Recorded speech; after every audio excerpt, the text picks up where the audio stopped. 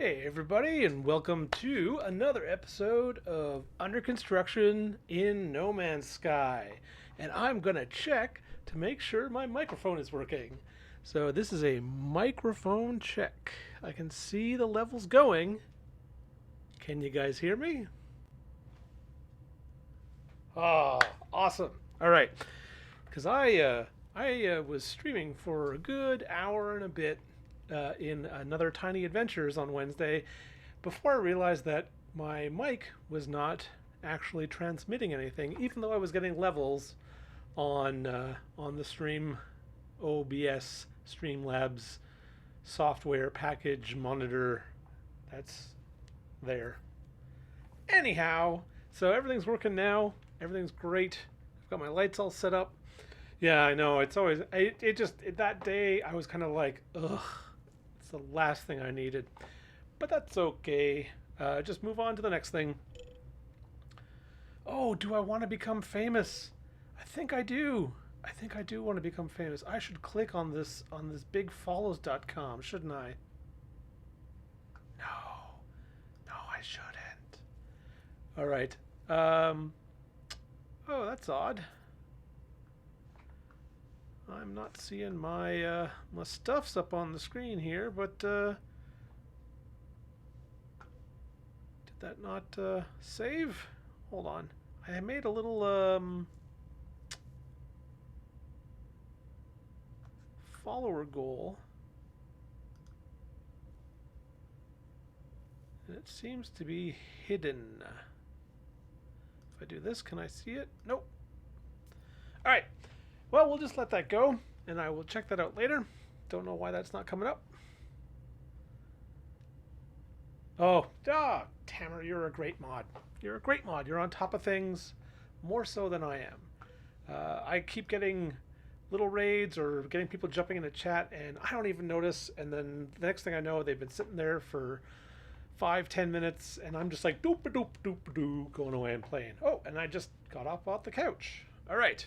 Well, with that in mind, let's jump to a better view here, and then we'll get into the base build. Yeah, that's odd. All right, so I have little follower goals that are not showing up when I stream, but I'll check that out later. Um, just to say that I am looking for more followers, trying to build up the stream, trying to get up that viewership. But I'm having a lot of fun doing it, so just learning more and more about Streamlabs overlays and building stuff as I go. I've been watching some really fun videos, watching other streamers and see what they do, and just trying to learn some best practices. Basically how I approach anything in my career, in media. So here you can see I've built out some stuff. I'll give you guys a little tour, made some little artwork on the walls there. This is kind of like our hub. We have our landing pad out here.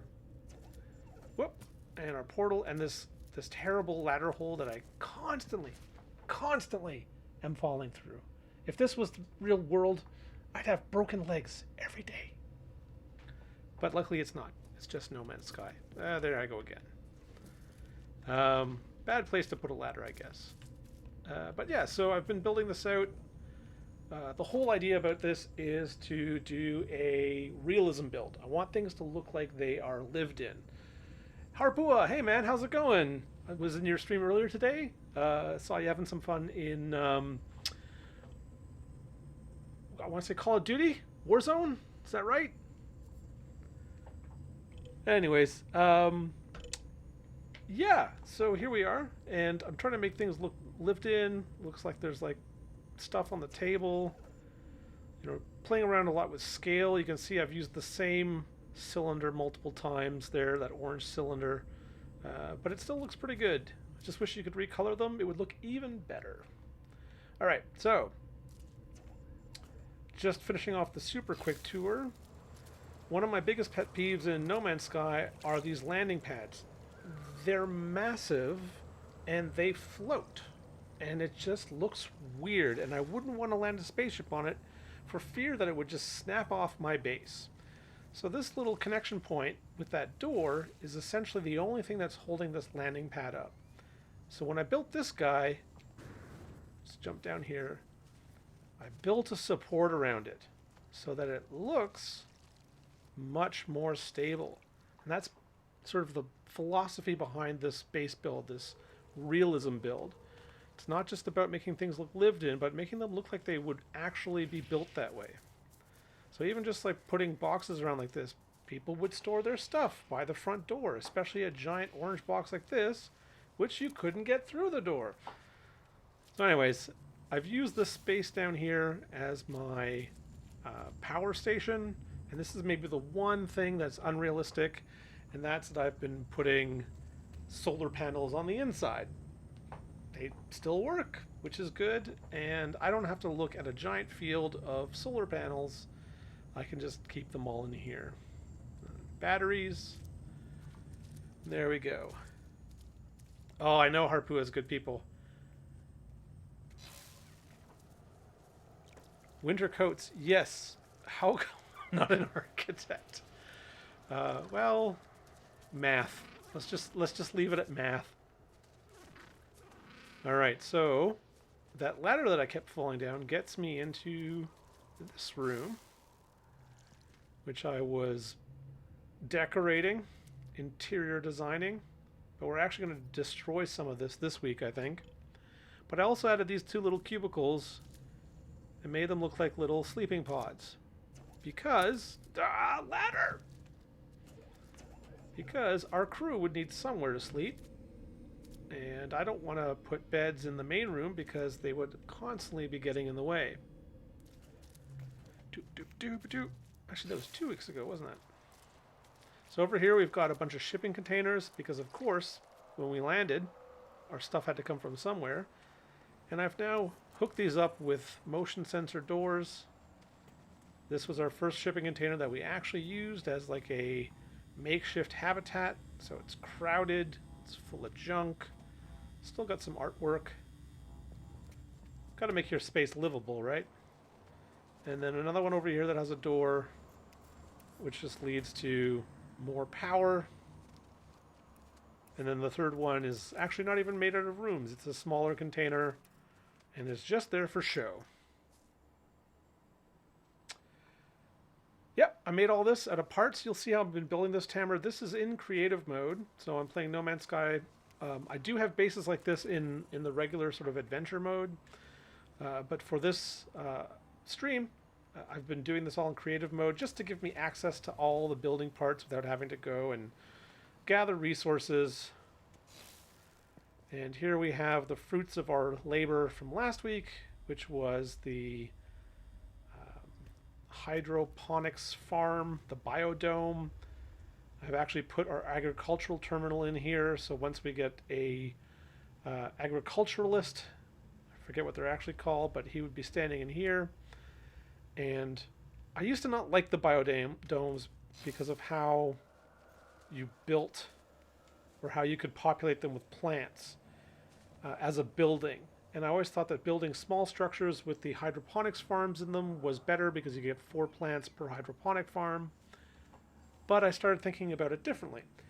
Biodomes don't replace the building that the hydroponics farms are in, they replace the hydroponics farm. And one of the things that I absolutely love, I don't know if this is a new feature or not, but I only discovered this recently, and that is that I can walk up to one of these hydroponics farms, point my cursor at the middle, and just harvest all plants. So watch that gamma root go up. 1053 gamma root. Then over here, and then some Faecium, 533 Faecium. Perfect. So I could actually build this tunnel out, build a bunch more of these biodomes, and then just walk down the hallway and collect everything. So I like that. So I can purposefully build farms for specific things and easily grab those things. All right. Tamer, go have fun with the kiddo. Enjoy, and hopefully I'll see you back later. Harpua, thanks for having me open. If you're busy or eating dinner, that's awesome. Enjoy. But yeah, hang out, lurk, all good. I'm just going to keep building away. So this week, think we're going to build in this area. There is a resource here. But before we get into that, I don't want to do any real mining yet. I'm just going to get a little vantage point look here at our base. Yeah, so it's also good to know what's going on in the surrounding area. You want to know where things are surrounding you. And I just noticed, yes, I've got Norman Bello as a new follower. My followers and my goal, my April followers goal, are both up. Pretty sure I had more than 11 this month, but I only started counting a few days ago, so I'm kind of guesstimating where we're at and where I wanted to be. So hey, works out. But yeah, so looking around, checking out the environment, and trying to think about where I might want to expand to. This is kind of important because as you build your base out, you don't want to realize, oh, I've been moving east and I really want to move west. Now it's a little bit easier for me because I got this giant puddle. I'm basically on the shore here. But what I'm going to do is I'm going to get my scanner out and I'm going to scan.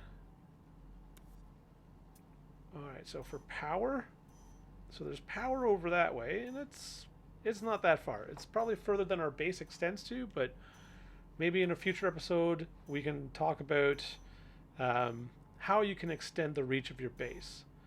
It's not a super big secret, but there's an easy sort of like, again, realism way of chaining together some stuff to get a power station out there. Its potential is B. It's not fantastic, but it might be a fun thing just to do for this base build. Oh, and there's also mineral. What direction is that in? It's also a B. Ah, of course, that is going to be over the lake. Okay, well that's definitely going to be an area that we might want to expand to. And no gas. Okay. What is beeping? Alright. Well, that's good to know. So that means we're going to eventually want to build out in that direction. So we just need to think about what that means. So we have a lot of rocky terrain here. So if we're going to build a vehicle bay, which I don't know if we're going to do that this week. I think this week we're going to focus on science. But if we want to build a vehicle bay, we're probably going to want to build it somewhere over here where there's relatively flat terrain so that we can drive our vehicles out in and out of our base fairly easily. But that works because then we can drive off in that direction towards where the power is, and we can maybe build some kind of aquatic or hover vehicle bay over on this side. But science. So I was just watching someone else's stream. I was watching Bill Nye the Sci-Fi Guy playing some Slay the Spire, and that was a lot of fun. I like to watch people's streams before I go live and just see what they're doing and what they're up to. And I didn't really know what I wanted to do for today's stream, and when I saw Bill's name, clearly a pun on Bill Nye the Science Guy, and I was like, oh yeah, we haven't really built our science station yet. We've got our agricultural station over there, and we've got a what is it, the base planning one in here, construction terminal. So I think we need to build a science terminal. And I think that's going to come right out of here. We're going to build a nice little science facility right over here in this empty spot. So do that, what I need to do is I'm going to get rid of all this beautiful stuff we put here in order to build a pathway, a hallway. But I'm only going to get rid of the stuff that's against the wall because I'm pretty sure, even though it's going to be a little bit cluttered, I'm going to be able to leave that stuff there and just have it look like it's a really busy, messy room. So let's get rid of this guy, and these two guys. Then I'll go into structures large and over to I'll use the glass roof corridor here. Yeah, that looks good. And it lets me build it. Now before I build any more, let's just test that out. Yeah, that works. No problems. Can easily get in and out. What if I come from this side? Yeah, no problems. You know what? I'm going to actually... Hopefully this won't mess things up, but... Decoration, interior... Grab another one of these crates. Angle it slightly. And... Up against that ladder. It's probably clipping a little bit. Yeah, it's clipping a little bit, but it still looks good. Oh. Can still get around it. That table upstairs goes bananas whenever I walk in that area. I love it. Yeah, it looks pretty good. And so if I go outside... Hey, Prip, how's it going?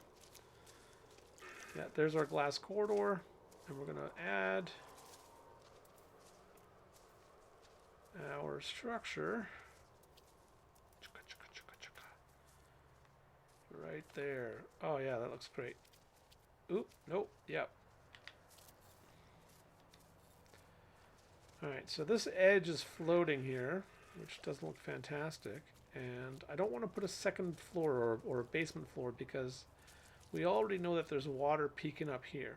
And I can almost guarantee you that if I put a basement level onto this, it's going to be underwater. And here comes our blizzards again. More blizzards. We're going to get frozen out here. So I'm going to quickly build on a foundation. I'm going to use the cuboid frame here. Now, can't place it right on the corner, but what I can do is, bam, right there, put it in the middle.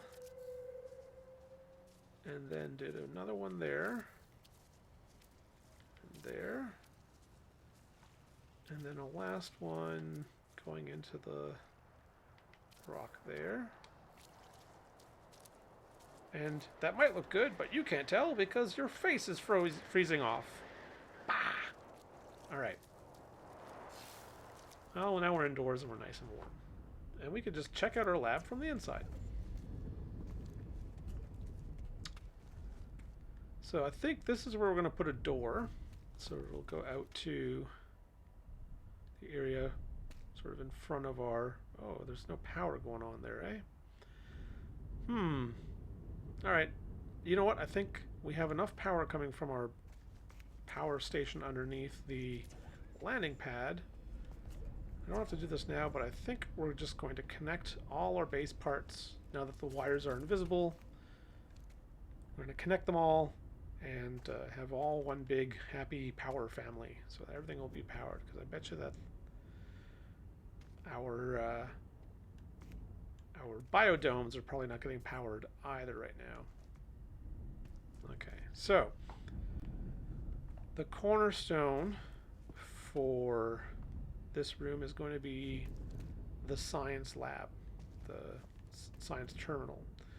So if you come in the front door, or you come in from this room, I think I want to have it visible, and I'm going to put it right there. So down to tech, over to specialist, terminals. So we've got construction already. We've got agricultural. We're going to do science here, and then we still have to figure out somewhere to put weapons and exocraft. So for these corner units, I find actually the weapon one doesn't work super great because I don't like how that display kind of floats in the corner. But the science terminal, for whatever reason, works well. I think it's just because everything is on that shelf, and even though it doesn't quite go to the back, it looks like it does. It's all about perceptions, right? So there's our science terminal. Storm weather is clearing. So I'm going to go in and I'm going to put a door right here. And it'll open Now we are outside. And before I do anything else, I am going to connect power between my base parts. I think last week, yeah, see the power is off in there, so nothing's growing, but last week we connected our power from this yellow container to our habitat container, microhabitat, as well as the biodomes. But clearly it's not enough. So where are we? Power and industry, power, electrical wiring. And I'm going to click in here. And I could just go to that lamp, because it's connected. As long as I never remove that lamp, we're good. Bam. Now everything has power.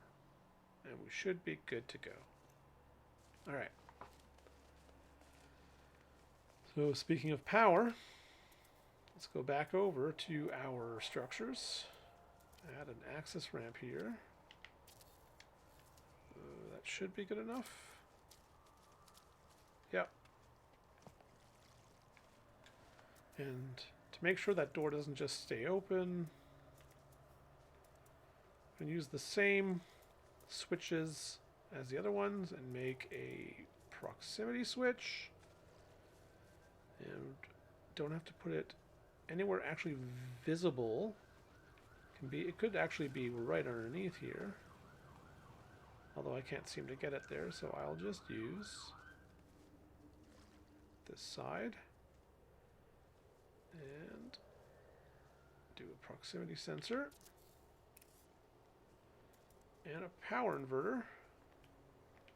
Rotate it so that the control node is facing the... No, maybe not. Maybe I'll do it this way. Alright, and then some electrical wiring. We need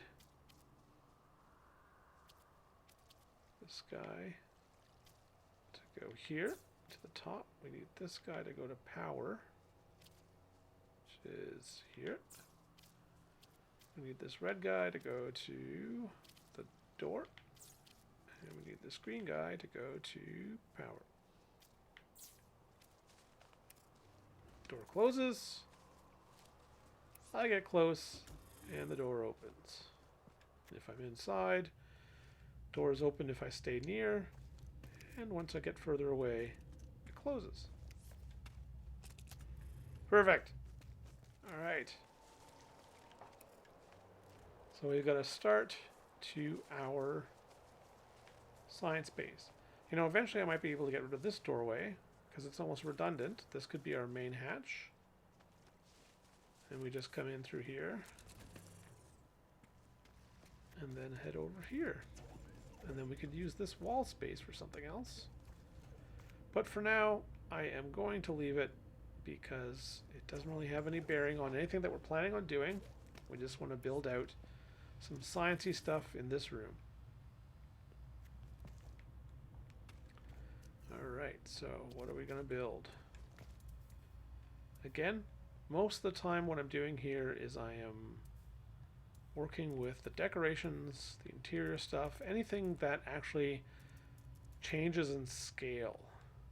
Because this is nice, but when you start to add things and make them larger, you can make some really interesting shapes. And some really interesting sort of like combinations of items.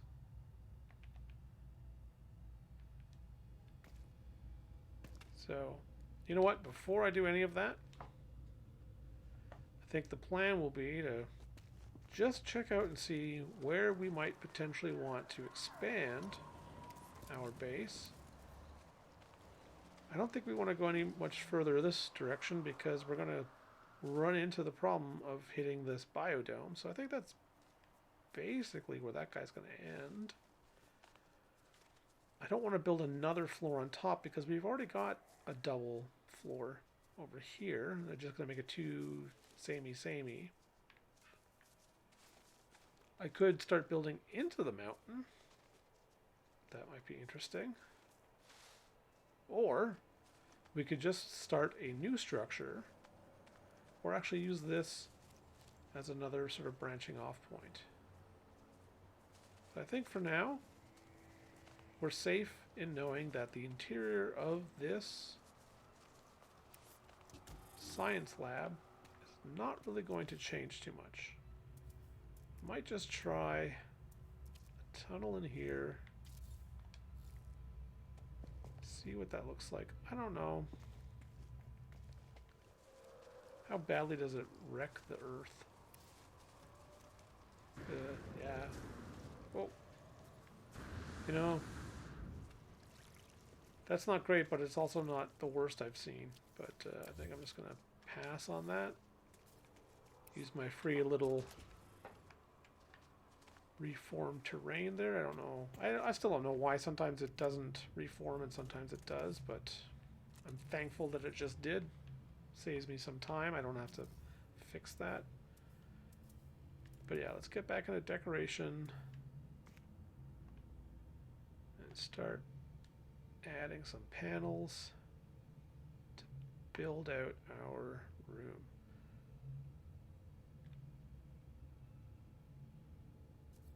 So I'm going to try to go right into the floor here.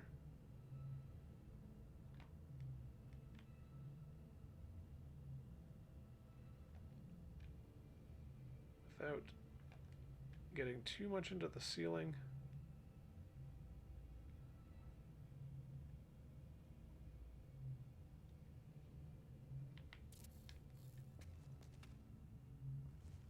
Creates a nice little corner there. And then this bit, it's all right. Doesn't look like much, but we're gonna add to that. We're gonna make it even better. So one. Whoops.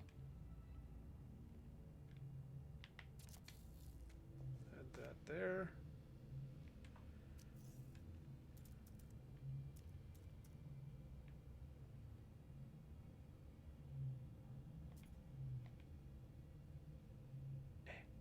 These I always find so hard to position because you got to look at the top, but you're kind of positioning it for where the screen is.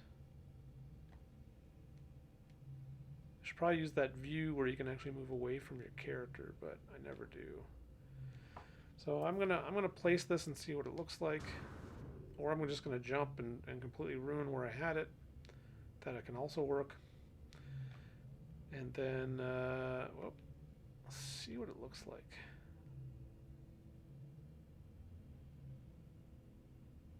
It's covered.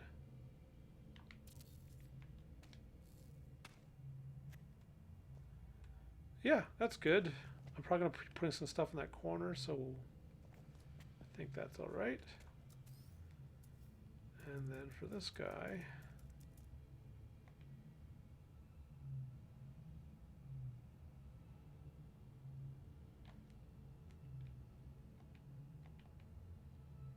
just add a few more items.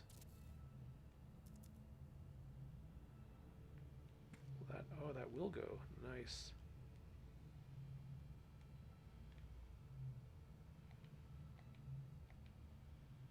So here, another tip for these fans. The blades, the shutters have a direction, right? So you can see if I place it this way, I can see the white of the object that I'm placing it on. Now it doesn't matter so much here because I'm going to be making a white fan as well, but if you were trying to make it a specific color, again here you can see right in there, you want to place it so that the blades obscure the view. It's just like blinds on a window. So I could go up or I could go to the side because this will work. Oh, it is black. But so that actually works better. So there you can start to see the white there. If I'm standing here, I can kind of see it. But if I'm just in the room, walking around, it doesn't bother me too much. It doesn't look off.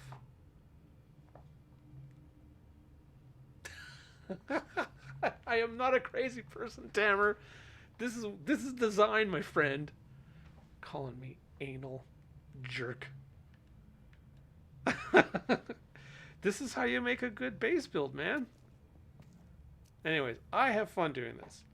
Maybe you guys think I'm a crazy freakazoid, but I have fun doing this kind of stuff. So I'm going to keep doing it, and you can't say jack. So I'm going to put some boxes up here.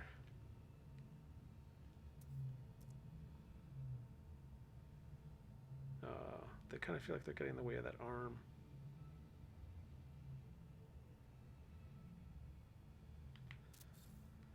From there. And then I think a screen. One thing I like to do with these screens is, so you can stick them on a wall like this, but you can also stick them on this way as long as you put them low enough. And then they feel kind of like digital keyboards. Like touch screens. I would come over here and tap in some calculations for my science experiment. Kind of looks like the giant Ghostbusters containment unit for the ghosts. Maybe that's what it is. Maybe this is Ghost Planet. Alright, so we have a bunch of boxes and stuff. So we can start throwing some things into this corner.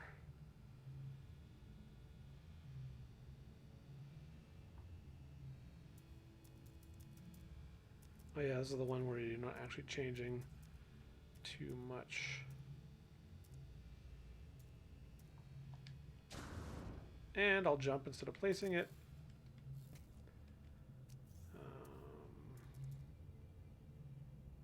No, I'll save that for something else. Ooh, these guys are good.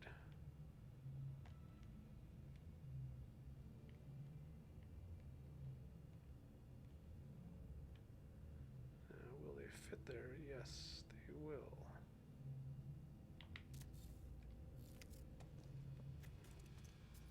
Okay. So, hey Rhea, how's it going? Thanks for showing up. Yeah, so I'm just building some stuff here in No Man's Sky. This is my realism build, where I am trying to get things to look as realistic and lived in as possible. Alright, so I got this counter. And I'm going to put that next to our science lab. Maybe I'll put it over a bit. I'll put something tall.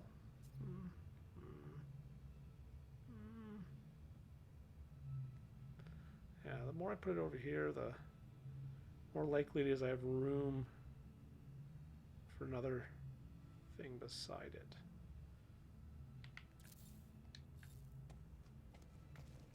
Oh Lord, that's not even close to the wall. Alright, so I guess I gotta...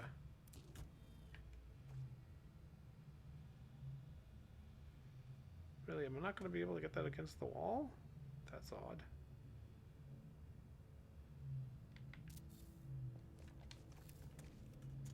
Huh, alright. Let's try the table. That's odd. I never had a problem with placing those things against walls, but then again, I don't really use this square room that often, so maybe that has something to do with it. Oh no, weird.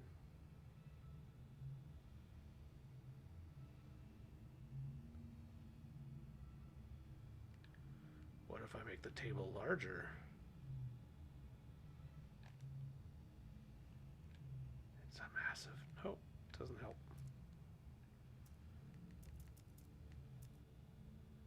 Well, if that's the case, then maybe we'll just have to put stuff against the wall there, and we will have to use a round table in the middle.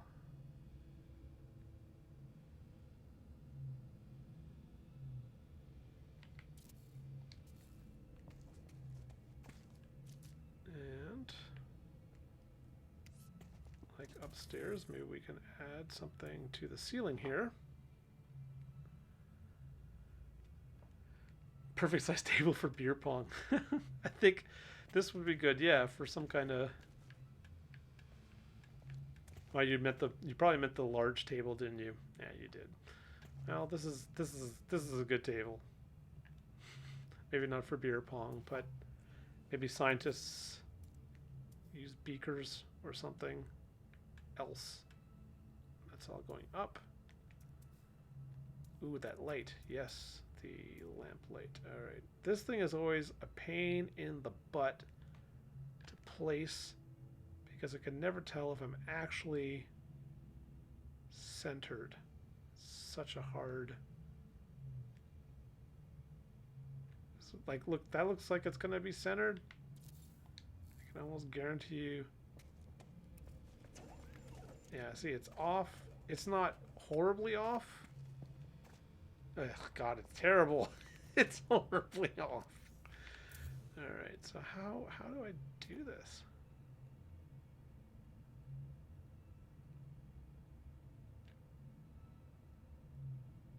I'm gonna just guess. I don't know. I don't know what else to do. Ooh. Beakers of booze, yes. Oh wow. Is that actually good? It's closer. Alright, let's just leave that. Let's not mess with it. Alright, so this is a science lab. So we go back to interior.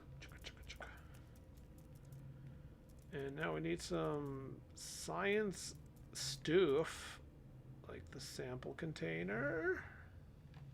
Maybe make a smaller sample container. And the floral container.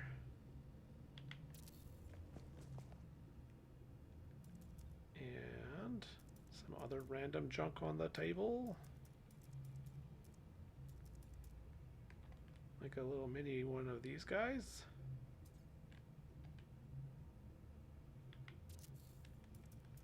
And where's that? There's my baby. My industrial barrel. Captain Trog, hey there, how's it going? Thanks for joining. Thanks for being here. That is fantastic. I am putting in stuff on the table for my base build. Can I change the scale of that one? Yes. How small can we make it? Very small. That's good.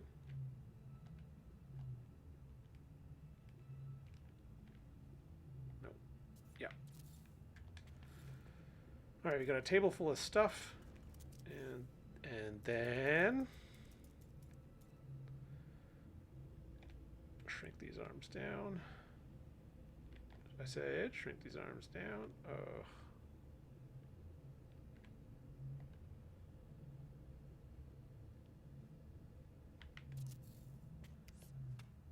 And attach them to this guy.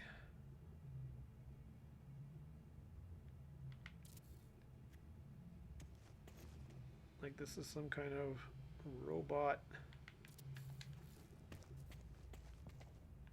Science robot. Science! Kim wipes. Oh, that little guy. Alright. So now we got some stuff in our science lab. At least on one half of our science lab, but the other half is still empty. So I think what I might do, let's see what else we can put over here. We had some trouble getting a counter against that wall. So I'm going to try specialist farming hydroponics tray. Oh no, they only go on weird angles, leaving a whole lot of backspace open there. I mean, it's not the worst thing, but I'm gonna try to maybe avoid that. But maybe they have some other specimens here. So these guys, I'm gonna put a few.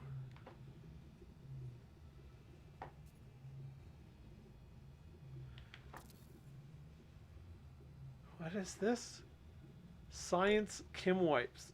Delicate task wipers. Oh dear. I gotta look this up. What am I looking at? Oh, Kimberly Clark Professional. Kimtech Kim wipes.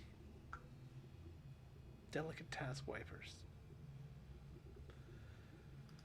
Those for kids? Oh, don't forget an eye washing station. That is a very, very good idea. I'm definitely going to put that in. I'm going to put that in right now. It would be somewhere prominent that you could easily get to, which means our scientists who are maybe a little bit more irresponsible, especially if they're doing beer pong with science speakers. So where am I going to go here? General science health station. This was like an eye washing station. Yeah, just put it out on the hill. They threw it out the door. No, I think that's going to go right here, which would normally be in a position where you could very easily get to it. But somebody put this crate there. I can't get at it. Well, I can. It's very easy to get to it, but maybe I'll have to put something on top of that then. Just to accentuate how irresponsible our scientists are. A little bit smaller, put an angle. Come on. Smaller? Come on. There we go. Now we're starting to get some sciencey noises in here as well, which is good. I'm going to put another specimen there. Just so that if you get something in your eyes, the chances of knocking over this little specimen and him crawling around the lab, it's about 63% maybe.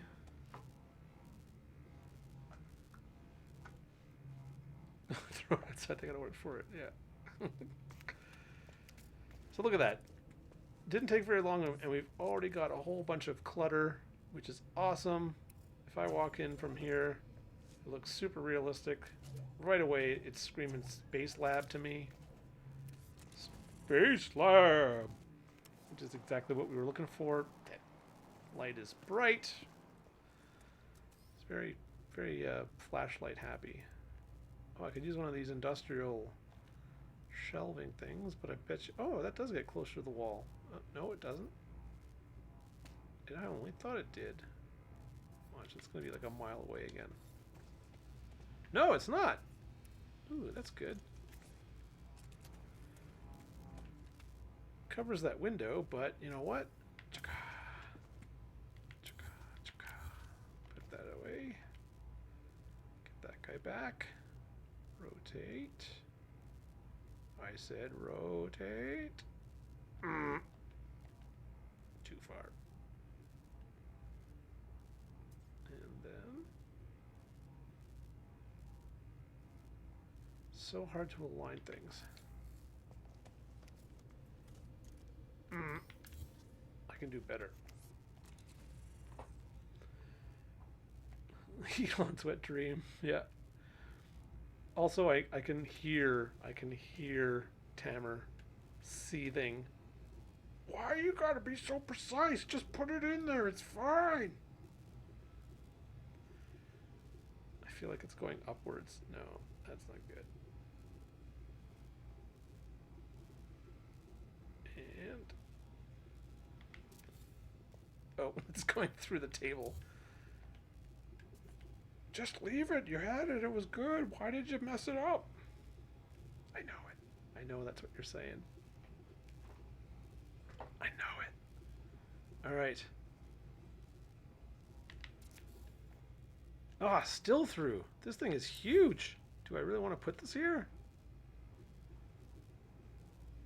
Maybe I should save that for like a vehicle bay. It's massive. It's like a warehouse. I feel like I'm shopping at Costco. Maybe I'll just put some lockers and a couch, something to sit on.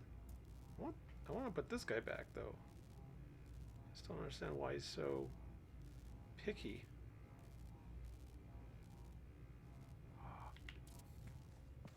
Like, look at that. I can almost walk behind there. If we had a cat, the cat would walk behind there. Or one of these creatures if it got out. Ooh, maybe I can just do this. Now we're talking. Is that going to attach to the wall? See, what? I can attach it that way. Alright. So we got that. Add to it a little bit. Some of my favorite pieces. Unfortunately, the ceiling isn't so great for what I want to do, but at the very least I can do this.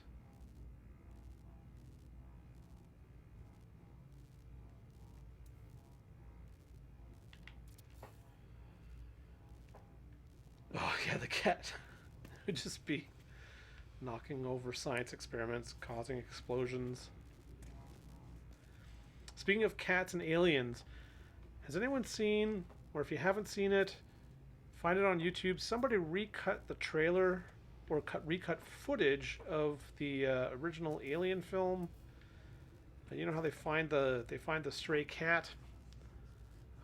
They recut the footage to make it look like there's no alien on board. It's just this wacky cat, and they're all trying to catch the cat. Made me laugh. It was pretty good. It was well done. Alright, so now the question is, what do we put around this? I feel like I'm probably going to end up putting those two hydroponics trays over here.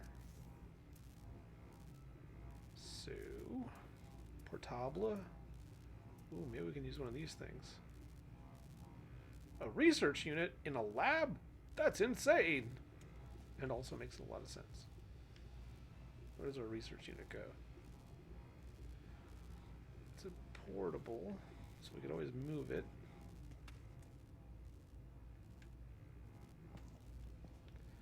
Maybe that's what goes over here.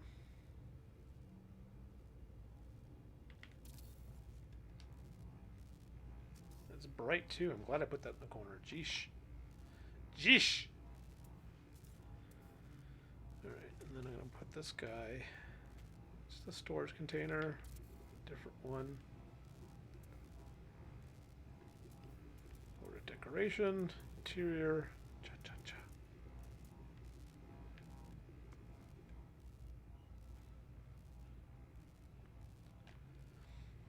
Yeah, Rhea, you gotta check that out. It's pretty good. That Aliens trailer. The recut. Comedy recut.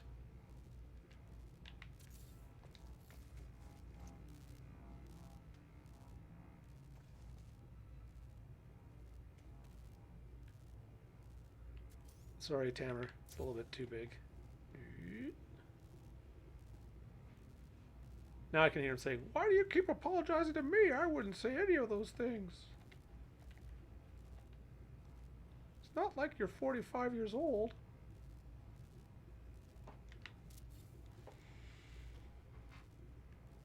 Hey, Miss Reed, how's it going? Thanks for showing up. Really appreciate it. This is me building out a science lab.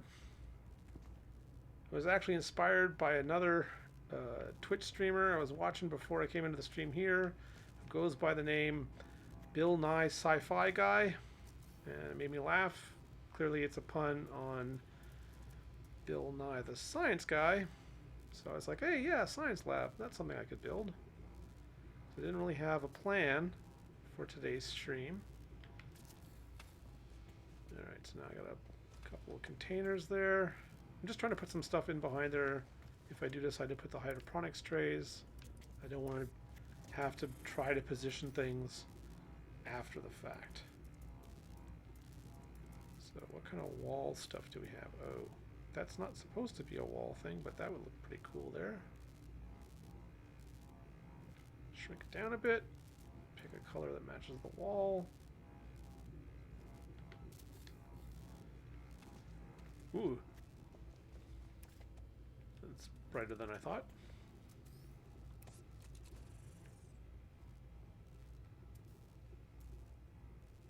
Maybe another one of these arms. No, that's not working.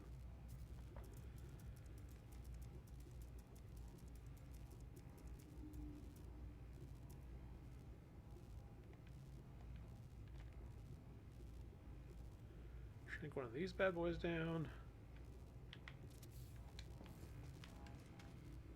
So this just adds a bunch of clutter and some interest, some visual interest.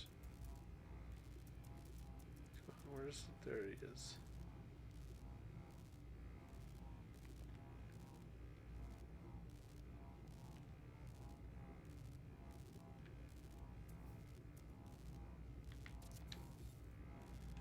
Alright, so now let's try those 2 hydroponics trays.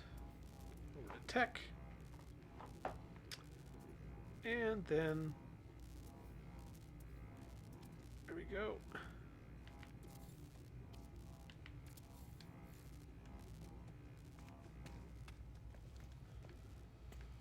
Oh man, this is getting to be a super cluttered science lab. I love it. I love it. This guy goes up here. Maybe a bit smaller.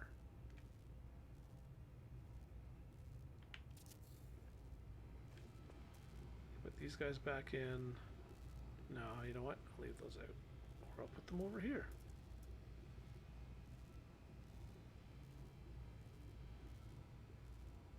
Come on. Come on. So here I'm going to try to clip them a little bit so that they look like they're one unit rather than multiple units stacked on top of each other. Oh, come on. Just a little bit. No, won't let me. Really? No. Well, getting them as close to one another as possible.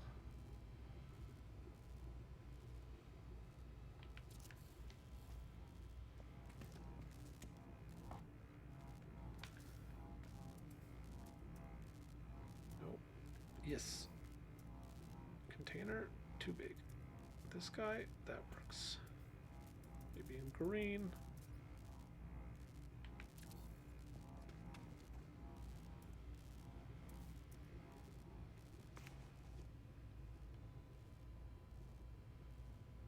So that last container I couldn't resize, but this one I can.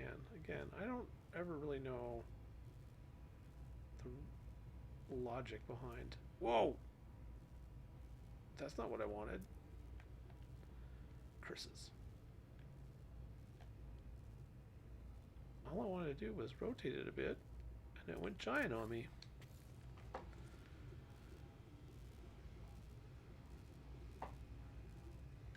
Oh, you guys are talking about Kat Dennings' character. Yeah, Darcy is awesome. She was one of my favorite things in the original Thor movie, and I'm so glad that they brought her back for WandaVision. I would definitely want to see her as have her own series. Now I got a question: is anybody else out there a fan of the British show Taskmaster? Because it's a bit of an obscure one, or at least maybe in North America it's obscure, but it's a pretty popular show in the UK. And you can stream it, you can watch it on YouTube. And, oh, what's his name now? Why am I missing his name now? There's a guy in the current season. He's so weird, but he would make it. Last episode I thought this guy would make an amazing comedian detective. It's this kind of weird game show that's popular in Britain, where they it's just celebrities doing stuff, but it's funny. And Taskmaster's essentially Greg Davies, who's a comedian, and Alex Horn, who's his co-host, who's the creator of the show. And they give tasks to 5 comedians over the course of, I believe, 10 episodes for points. And it's all pretty redundant. Usually the points are just, it's kind of weird how they hand them out. You can kind of tell it doesn't really matter. Someone's going to win. But they have to do weird stuff, and it's pretty funny. Taskmaster. It's pretty good. Oh, I got to look this up. This one guy in Taskmaster. And if you look up the latest episode, I think it's series 11. Mike Wozniak. Should have remembered, because it's like Wozniak, like Steve Jobs' buddy Wozniak. Anyways, Mike Wozniak, he's awesome. He's pretty funny. He's quirky, and I was like, you put him in a room with Kat Dennings, and you'd have a perfect science mystery show. All right, where was I? Decoration, interior, lights. Do we need more lights in here? It seems like it's super bright already. Another weather warning. Oh, hey! Thanks for following, Miss Reed. That's awesome. Scared the bejesus out of me because I just figured out how to add alert boxes. So that was loud in my headphones. But thanks for the follow. I really do appreciate it. That's awesome. I'm trying to build up my little channel here with my buds. I don't even know what I'm doing anymore. I'm so excited about an extra follow. All right, here we are. What do I need to add? A chair? Do scientists use chairs? I don't know if that's a thing. Maybe there's one in here. Rotate it around. Oh man, it's such a slow rotate.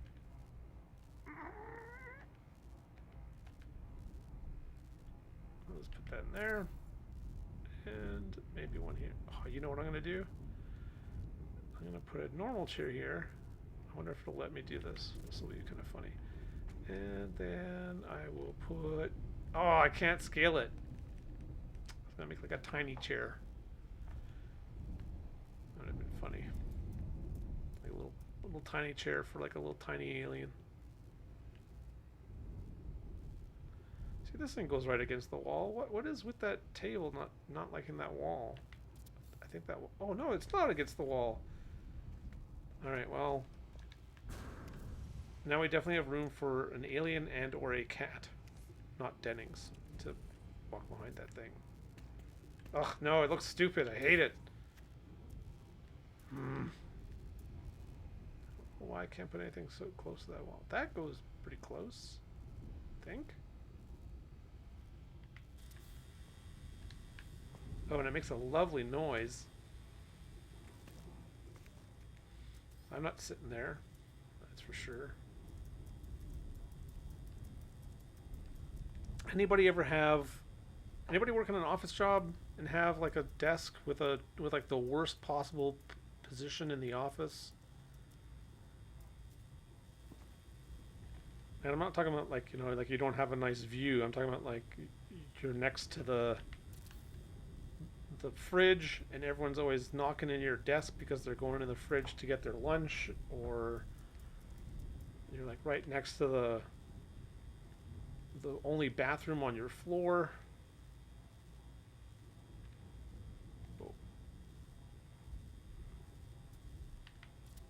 Oh, Miss Reed, you did. Spill the beans. Tell us about your horrible desk.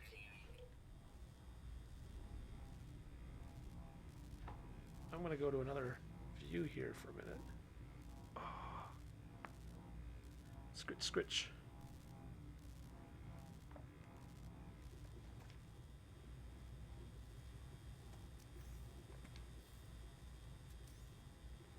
I had a desk back when I was working in Ottawa at a company that was next to an emergency exit that everyone thought was a regular exit.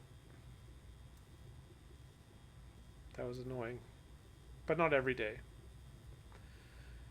All right, so Miss Reed, you had an office-style job or working as a quality control agent. Okay. And did you have a weird desk setup, or an odd desk position?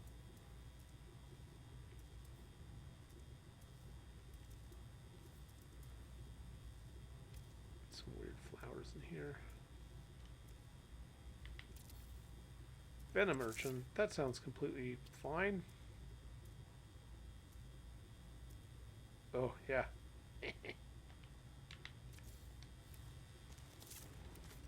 So those will grow nicely and look like bizarre specimens. Oh, you were in the warehouse. A desk in a warehouse. Wonderful. Oh. So here's our office, and here's the lunchroom, and if you follow me down this dark corridor, and out these garage doors, and then walk across the parking lot, and then in through this building, But it was like in the middle of everything, so everyone would constantly bug me while running multiple machines that were all around me. Yep, that sounds awesome. Hopefully you don't still have that job, but it sounds like you're talking about it as if it was in the past and you left post haste. Alright, and now one of the things I'm going to add that I always like to do.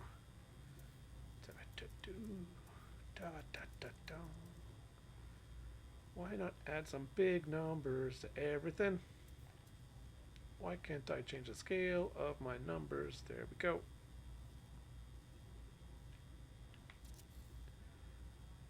Eight.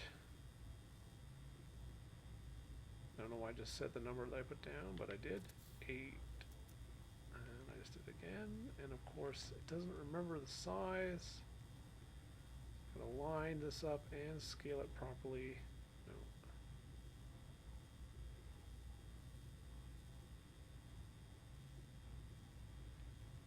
6.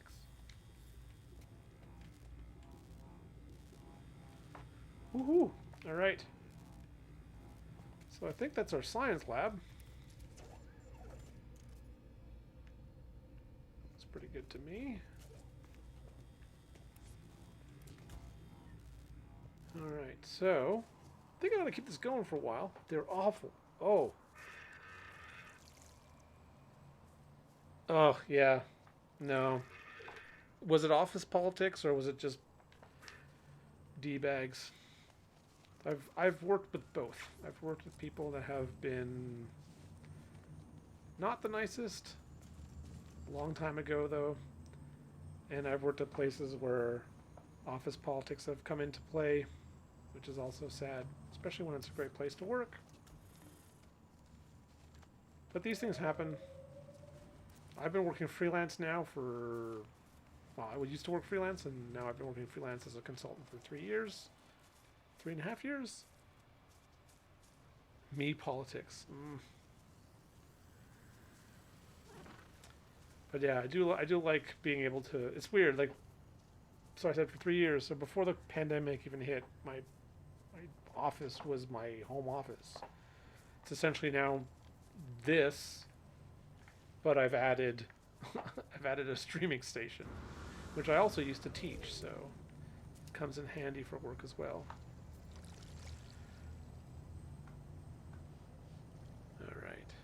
Well, I think what I'm going to do now, switch over back to this view, is I'm gonna give you guys a little bit of a tour.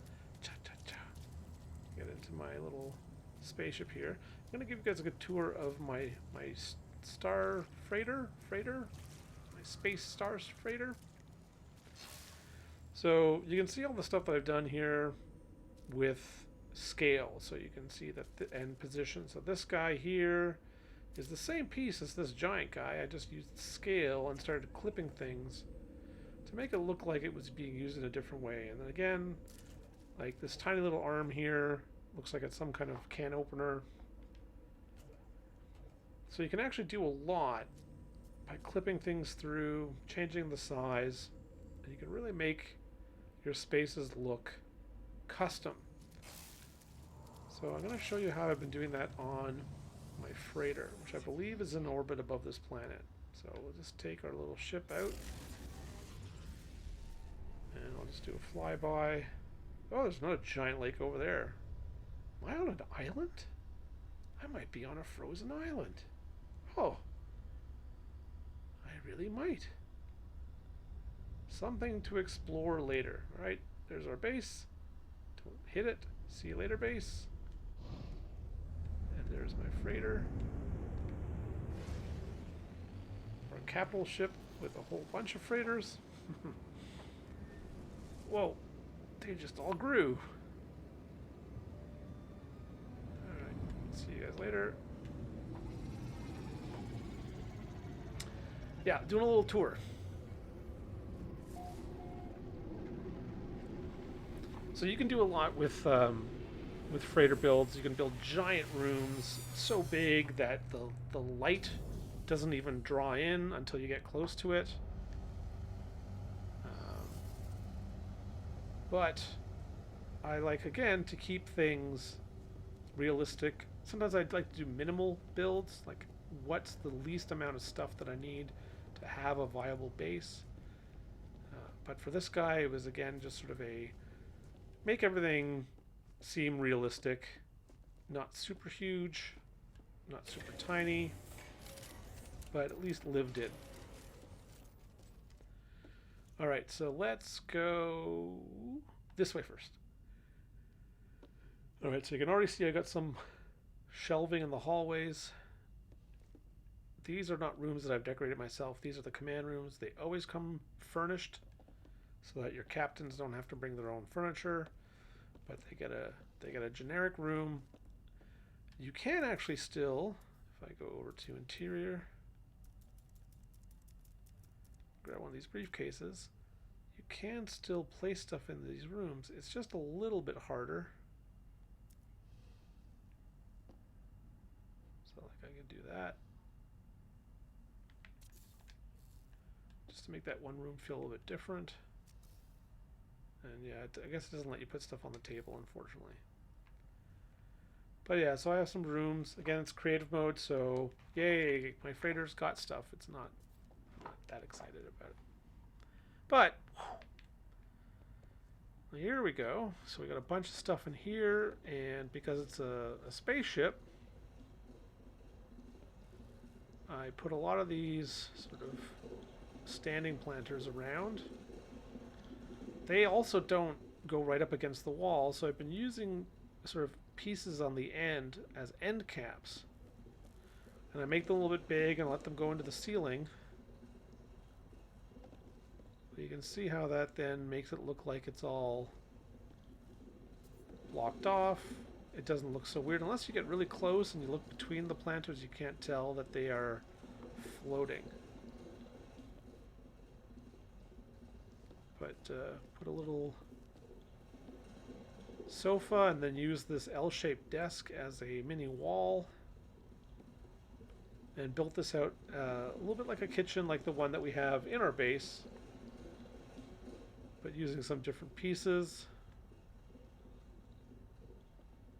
And again, I always just put some stuff, some junk around, like people are storing things wherever they can. And then here is sort of like a vehicle terminal. And then our security expert, who's looking around confused. But yeah, I put some banners in his room. Some red lights. Because he's all angsty. He's like our Klingon equivalent. Alright, see you, buddy.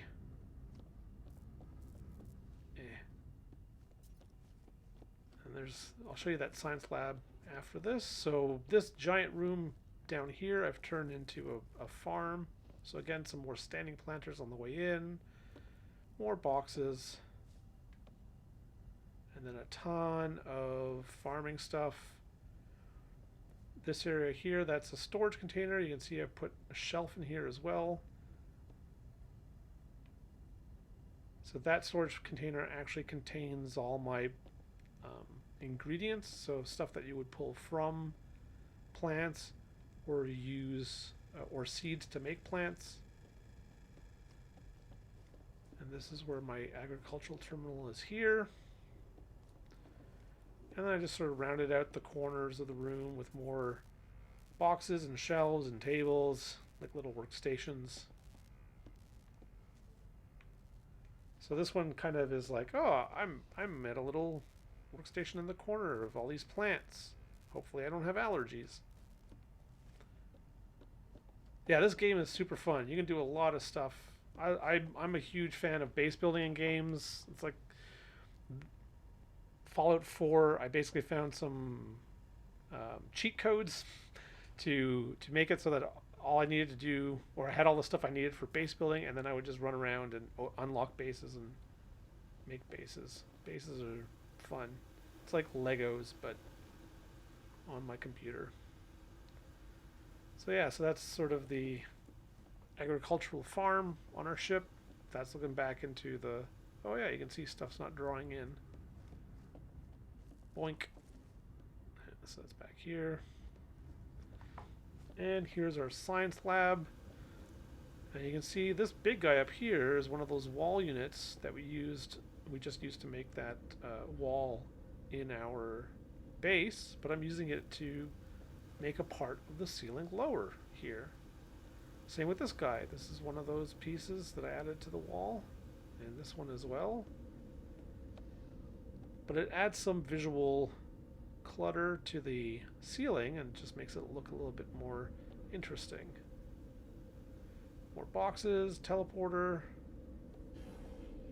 Hey, hi science guy. Maybe that's our Bill Nye sci-fi guy. As a... No, it's Vosmo. Oh, I was mistaken. So here's a little... what are these? The appearance modifier. Some benches and tables to work at. And then here I went all out. Here's where this is just a hallway here, but by adding in a whole bunch of these pieces, you can see this one here is one of those, where do I have another one? It's one of these pieces in black, super large, and in the ceiling with some more pieces attached to it. Unfortunately, not all that straight. And then a giant screen. So it just makes this into an actual like little shop or room. And the same thing here, just like adding some pieces that are really large to make things look more unique and not all be the same as everywhere else. So messing around with scale does a lot in No Man's Sky when you're doing base building. You can really get a lot of variety on stuff that way. So that is the base. Oh, wait. There is still the upstairs. This is the boring room. Are you ready? It's just a whole bunch of rooms like this. So yeah, this one I did not do anything to. It is literally just here to store all my stuff because these are all storage containers. So thank you, Boring Gray Room, for being so boring and just storing all my stuff. But I love you anyways. And then this is also for storing. But you're also a little boring. Sorry, guy, but it's true. There's not much going on in here. Storage. It may be boring, but you need it. And of course the bridge, which is... You can actually customize, you can build your own stations in here, and I've seen people do some cool builds where they put all their terminals in here so that they basically have like a full bridge crew. I just usually leave it alone. Bye.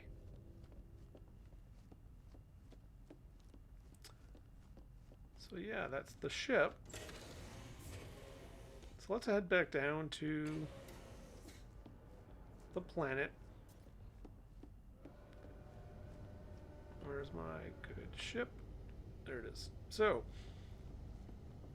as we got started with the stream today, we were looking around and we found that there was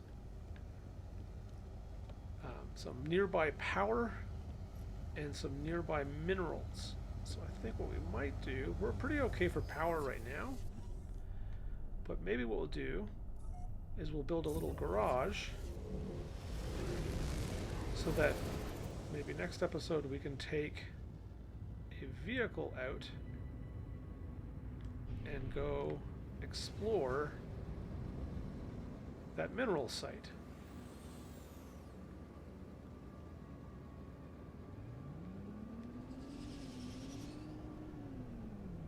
So this outpost is still called Nogil Ixius Outpost.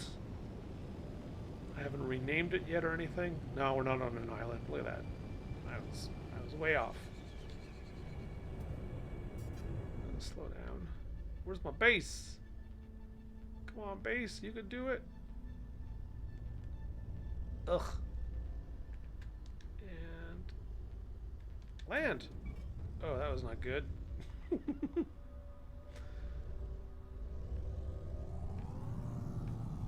Ugh, my brother would hate me for that landing. All right, let's land, land. Am I too close?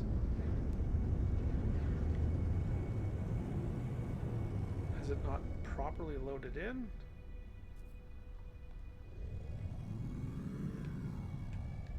There we go. I was too close. So now we have a nice approach.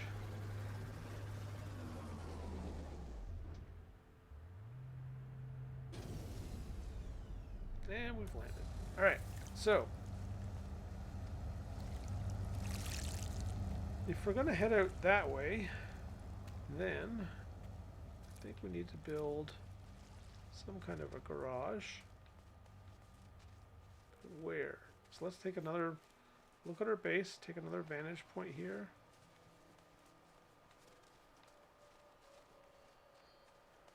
Luckily we've just saved. So it could actually be somewhere here. Maybe.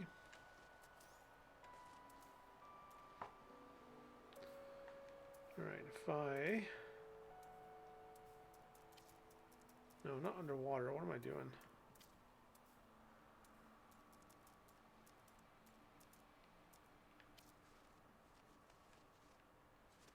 So I could make another thing that comes off of the landing pad.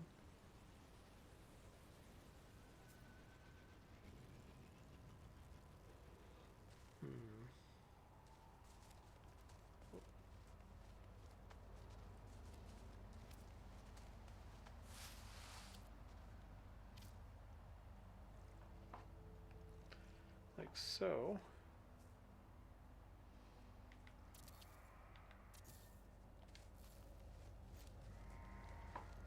Now it's not getting any power from the landing pad, so we will have to attach it to power eventually.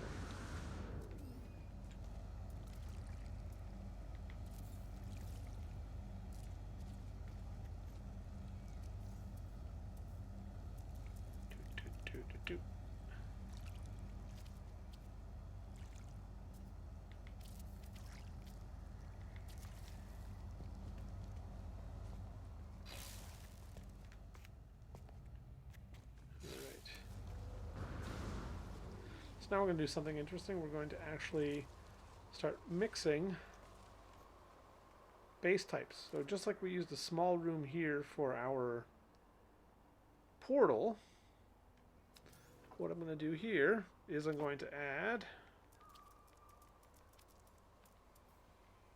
one of the basic metal doorways.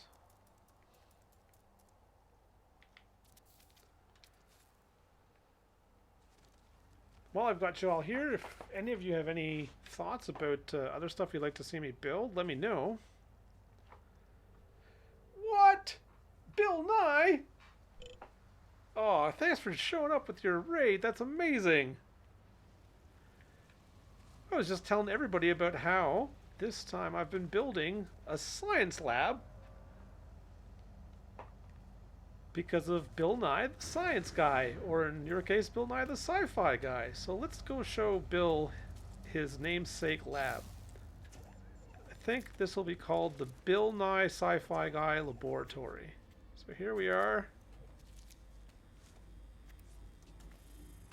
Hey Boris, how's it going? So here we are. This is the lab named after you. So there's a couple things you need to know about your lab. Some of these scientists, they're not very, how shall we say, responsible. We've already discussed how they most likely play beer pong using beer in beakers, scientific beakers. And we built this eye wash station, but then there's a bunch of stuff in the way which makes it really hard to reach. Also, there's all these little crab-like kitty cat weird thing aliens, and very easily knocked over, and lots of places for them to hide. Just like an alien. So you might be like Ripley and Newt, potentially getting your faces eaten off or hugged. Hugs aren't bad, right? A lab for ants. Yes, it is. It is very tight quarters. I like cramped and crowded stuff in my space stations. I think it looks or feels real. You wouldn't have a lot of space for stuff. Winged Orpheus, hi there. How's it going? What do you call it? The Bill Nye Sci-Fi Guy Center for Children Who Don't want to learn about science good and also maybe do other stuff good too. I will always approve and thumbs up a Zoolander reference. So that is our science lab. And what we've been doing now, we took a little bit of a tour, and I've been trying to add on a Garagio. Yeah, I'm a big fan of base building in No Man's Sky. It took me years to actually play through the game.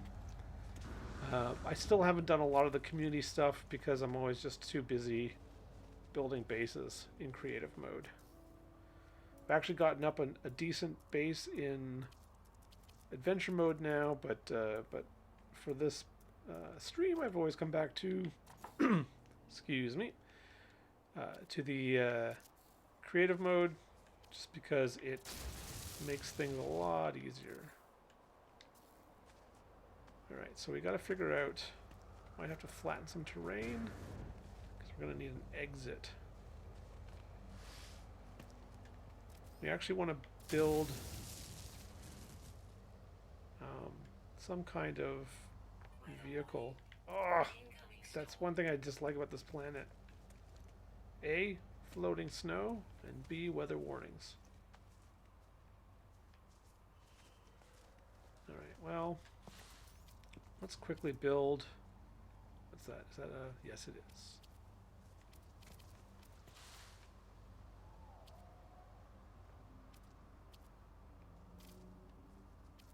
So we're going to do something that's not quite a building. Wonder if this will work. And when I say not quite a building, what I mean is... Ugh, this weather. Where's my roof? Metal roof.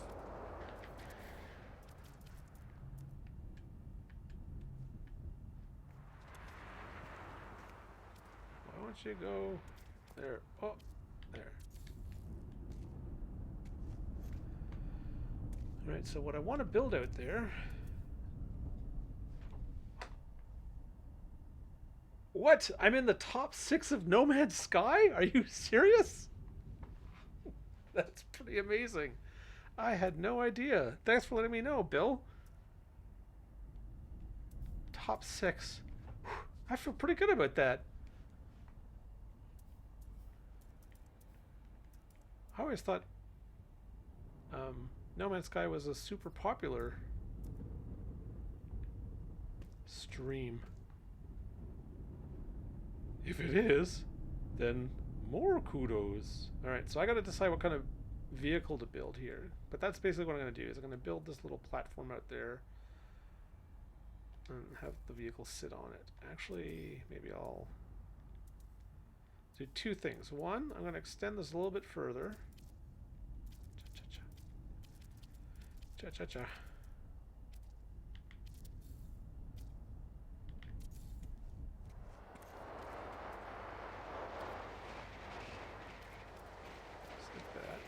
Oh, this weather. I need to find a warmer base. One thing I like to do here, although you can't see it, is I switch to a more vibrant color for these like construction light pieces. Ugh. Alright. So these doors could actually be powered. I can make it that they open and close.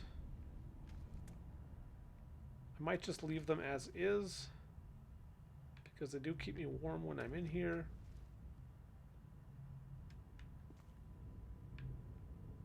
I like that they're just these big bay doors, and then we would fill out this area with some stuff. I actually don't even mind that there's this little bit of ground peeking through, because it kind of looks like dust that's settling. Oh, Satisfactory. Yeah, Bill Nye, that is a game that I want to play. There's a YouTuber, his channel's called Let's Game It Out, and he He does really hilarious playthroughs of games, and he's done a bunch in Satisfactory. And I'm like, that is a game I need to get on Steam. Alright, is our weather better? Thank you for hearing me. Alright, where are we? Tech. No. Power. Cables. Can I grab one of these? I can. And then... Really? Why you not have place for me to click onto? That's odd. Never seen that before.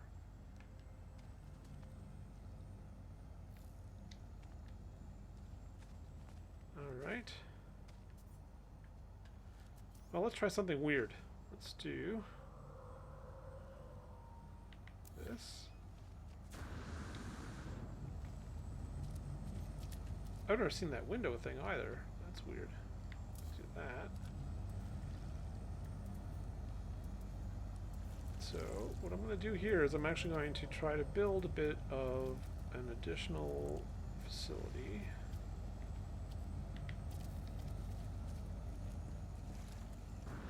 Maybe I'll be able to get power to that. Whoa! Power to that. So what I'll do...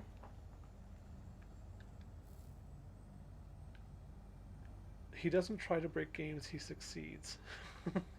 Yes. Yeah.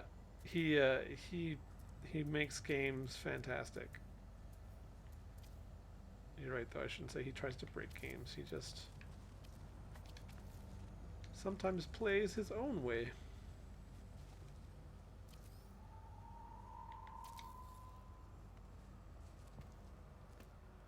Oh, look at that clip through there wonderfully. But that kind of actually works. Like an extra little room. Let's see if I can add power now this way. I don't know why I couldn't add it the other way. There we go.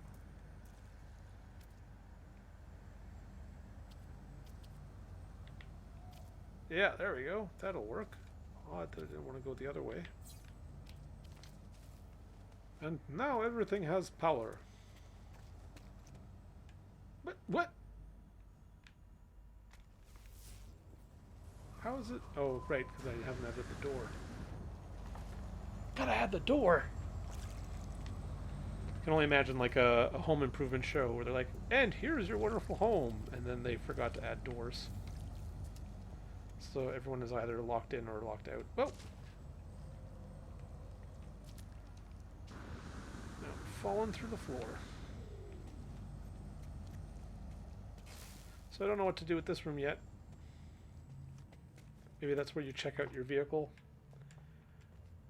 But before I do anything else,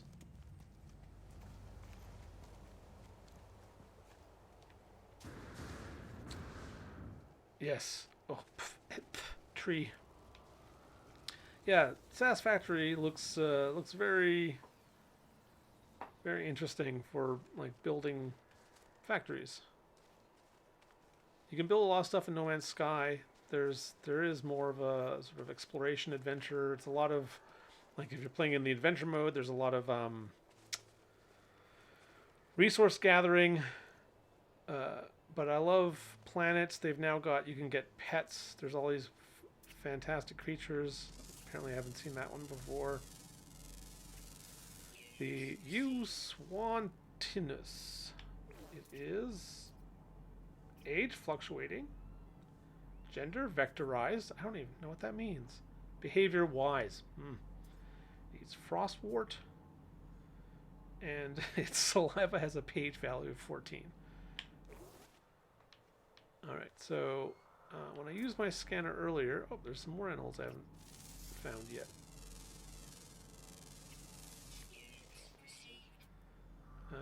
So it was mineral in this direction.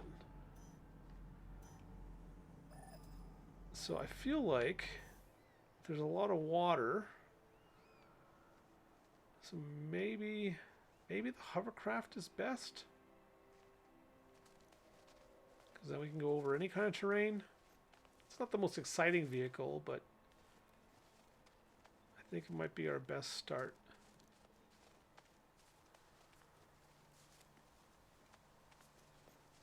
I actually quite like the way that garage looks.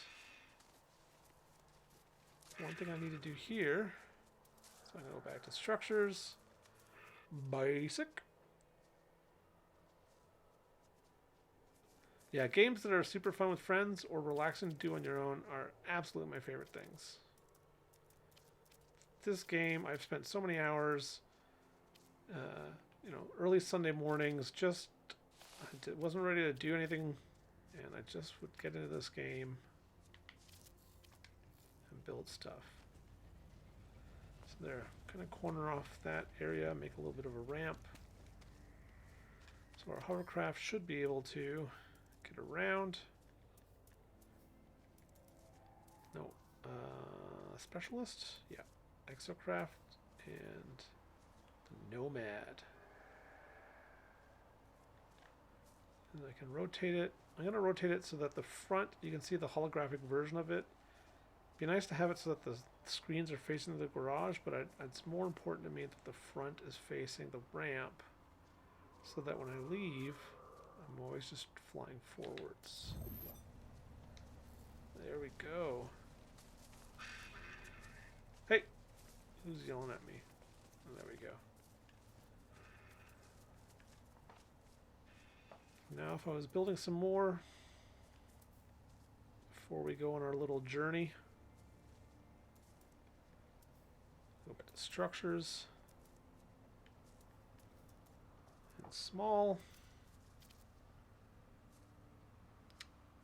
Do I want to build this guy out more? Probably not. Probably keep him pretty small, and I'll just do a window. Big window?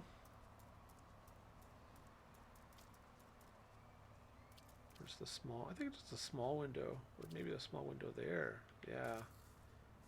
And then a big window there. And then I think what I might do is build a bit of a tower here.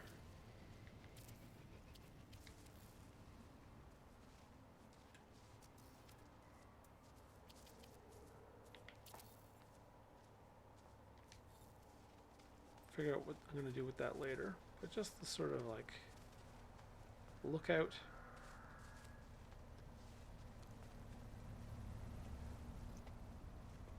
Go in here. And what I'm going to do in here, start doing some interior decoration again.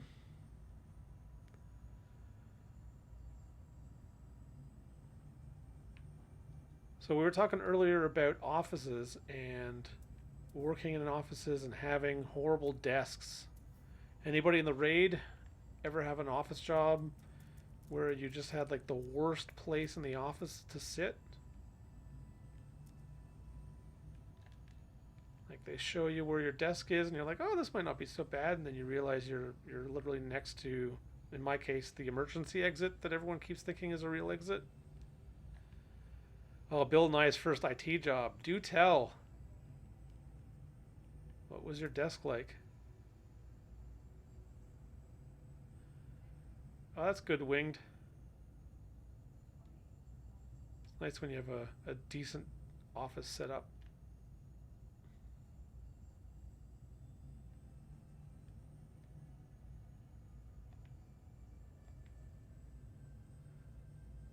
Oh, cubicle right in front of the boss's office. Ugh, yeah. I had that. I had a job where my desk was not just in front of the boss's office, it was in front of the office of the guy who owned the company that bought our company, which was like a big entertainment company, Entertainment One. So if you've ever seen their logo anywhere, I sat outside the boss's office, which was not horrible. I'm not saying that was horrible, but it was definitely like weird. You know, he would come out every once in a while and be like, "So what are you guys working on?" I'm like, I don't know how to answer that. I don't want to say the wrong thing. What do you mean? I didn't approve this. Not that didn't ever happen, but that was my paranoia. Where is that? Countertop.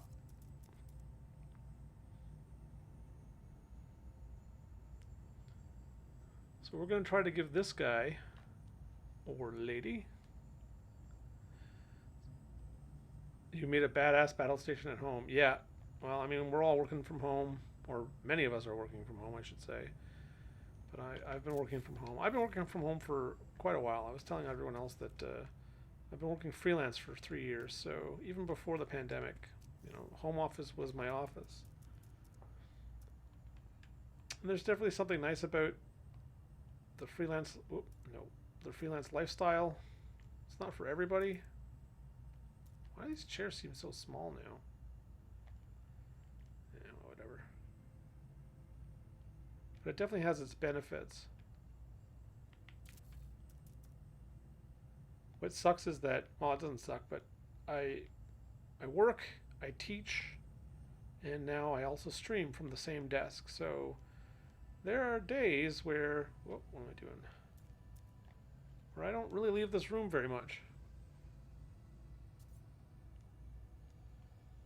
Yeah, a lot of people that I know have not been back to their offices for a long time. There's a couple of guys I know in quality assurance at my old company who still go in, but they are literally the only people in the office. And thankfully, the company has done like staggered work days so that not everyone starts at the same time and not everyone leaves at the same time. Otherwise, you'd be in the elevator with like a packed group, which obviously in these times you don't want to have. Come on, click that in there.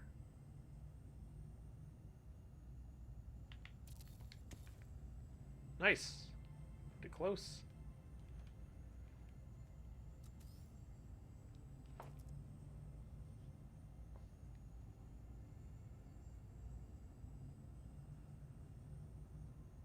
So you still have people in the office still doing physical tests, but if you're not one of them, you're not allowed to be there.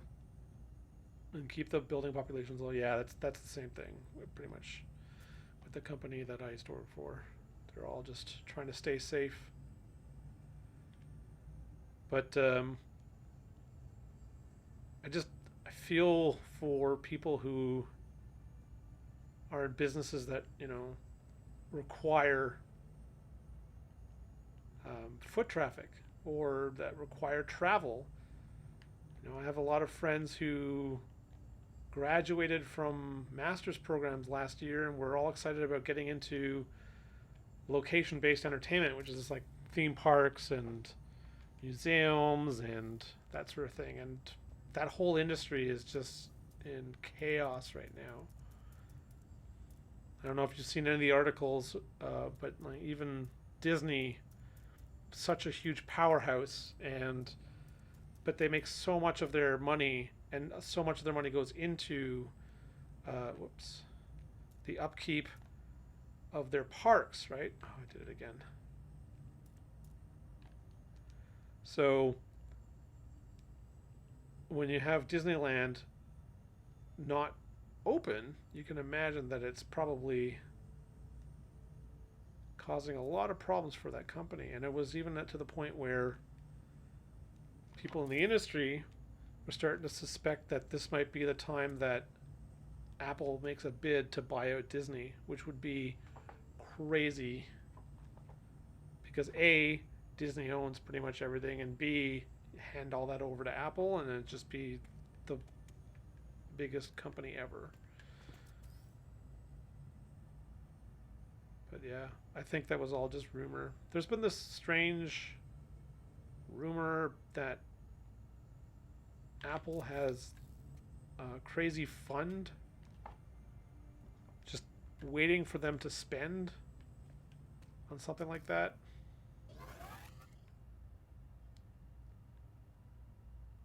Nice. So what we're doing here is we're just building out some stuff to make it look like this is where you come to rent out the hovercraft. You can store your things in one of these lockers at an extra rate. It's affordable, but you have to sign a waiver because we are not responsible for any of the things that go missing unless you sign them out and make sure that they are on your sign out sheet telling us everything that you've put in the locker. You must keep the key to the locker on you at all times.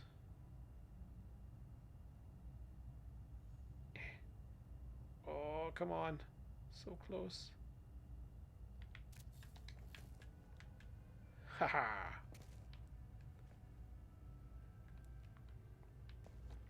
Yeah, it would be pretty crazy, I think.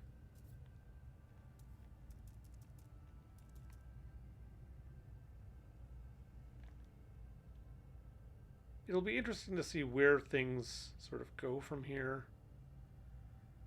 There was that statistic about Twitch streamers and how there were more people streaming, or like the increase of people who started streaming during the pandemic was pretty substantial. I mean, I know I actually just started in January. I had planned this starting last year, but hadn't really started streaming until January. Miss has a streamer you're friends with who is in a stage actor. She finally got a job after a year of no work. Yeah. Oh. Yeah, that's pretty brutal. No work. I just can't even imagine. You know, I really feel fortunate that, I mean, I work in digital media, but a lot of the projects that I was working on when the pandemic hit were in the sort of funding stages. So I was writing funding applications for my clients, and this is the international symbol of writing funding applications. By the way, in case you didn't know, you have to do this with your hands and shake your head. I don't know what I'm doing anymore. I think I've just lost it. But so I was lucky that stuff was either in funding stages, because a lot of it was VR based, and a lot of it was based on going to some location and putting on a headset and playing a VR game in a like a warehouse space. Who wants to do that now? Who wants to put something on their face that a whole bunch of other people have had on their face all day? Like, it's just not a good idea. So, you know, I feel bad because a lot of those projects just didn't get funded, and the companies put a lot of money and time and effort to try to get those projects made, and hopefully they still will. Hopefully they're just on hold, but you know, at least for me as a contractor, I got paid for the work that I did, so I was lucky. But a lot of people that I know, especially those who are in experiential marketing, so like that could be anything from when you're on the street and somebody's like handing out samples, to like a pop-up shop, or some kind of like weird, you know, like somebody dressed up as a character, to a movie that's doing stuff and handing out tickets. And if that sort of experiential just means it's like out of the home, but it's more than just a billboard. It's like a interactive experience. Yeah, a lot of those companies just, you know, the lockdown was announced, and the next morning their clients called them and said every project is on hold, so indefinitely. And that was just a big problem for a lot of clients. Just they had to start letting people go or furloughing them at first, and yeah.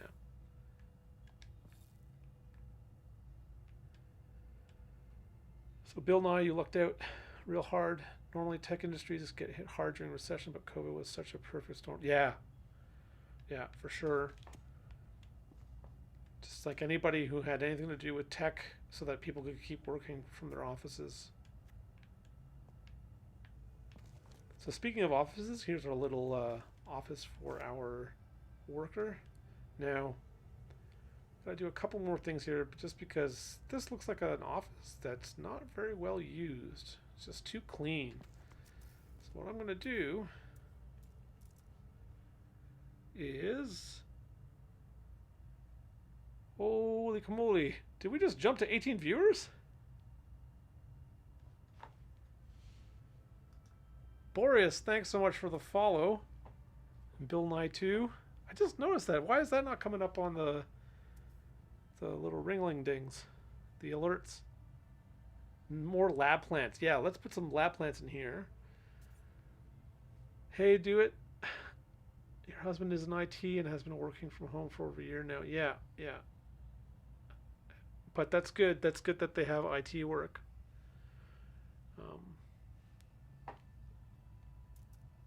Can only imagine how hard it is for people that weren't able to take them. Yeah, that one worked. Block A04, thanks for following. Whoops, look what you made me do. Made me tilt the server. Oh no, what do I do? Rotating it, I don't know how to rotate it. How did I even do that? Left stick. Oh, let's just, alright. Let's just put it on its side. Do it, thanks for the follow, that's awesome. Should I put it up here? Yeah, so I have a problem with my computer. Can you come check it out? And then you just show up and put it on its side. Actually, you know what? I got a great story for all you IT folks. Let me see if I can actually get this to work. I don't think I am. So I was working at a company. So like I said, I'm in digital media, but you know, oh, I did it again. It doesn't want to go into that desk though. Such a tiny little computer. So I was working in IT basically. I'm in digital media, so I do a lot of digital storytelling stuff now. But when I started out, it was a lot of design, web design, that sort of thing. And really, you don't want to go anywhere, do you? I was working for a company, and their job was IT. I'm just gonna put this in the corner over here for fun. So their job was to provide information technology support or tech support for companies. And one day I was working with this guy Hassan, and he was sent to a client because the client said, we bought all new computers and they're not working. I think they had like a staff of maybe 4 or 5 people. So they bought everyone a new computer, and the computers were not working. They couldn't get them to work, and Hassan tried to fix it over the phone, and nothing was happening. So he drove out there, and when he came back, he had this look on his face like he had seen a ghost. So we're like, dude, what happened? And he says, you're not going to believe it. He went into their office and said, okay, so where's your new setups? And they took them to one of them, and they point to the desk, and he's like, okay, you got nice new flat screen monitors. And then he's like, well, where's the computer? And they said, well, it's right there. And they point at the monitor. And he's like, okay. And you have to remember, this is after the iMacs, the first, iMacs that looked just like a monitor came out. So essentially they had replaced all their computers with monitors. And that's it. They got a monitor, a wireless mouse, and a wireless keyboard. And we're like, we turn it on, it powers on, but nothing happens. Hey Rhea, just looking and drawing, that is A-OK. So yeah, so Hassan was like, you haven't bought computers. So they had already sold their old ones. They hadn't wiped them. It was a big disaster. It was one of those cases where that's sort of what you hired us to do for you, but you wanted to save a buck and not bring us in. So, oopsie doopsies.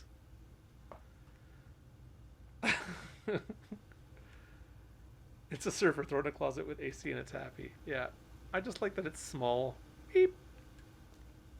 Alright, so now we got some more junk around here. I think one of the other things we need to do is I'm gonna name the person who works here. I'm gonna name them Tracy. And Tracy is going to have some art on the wall. Actually, maybe there's two people that work here. I'm going to put another chair in there as well. So I use these little wall panels. And I use them in colors. And different sizes. And I kind of... I'm a little bit more haphazard about how I put them around.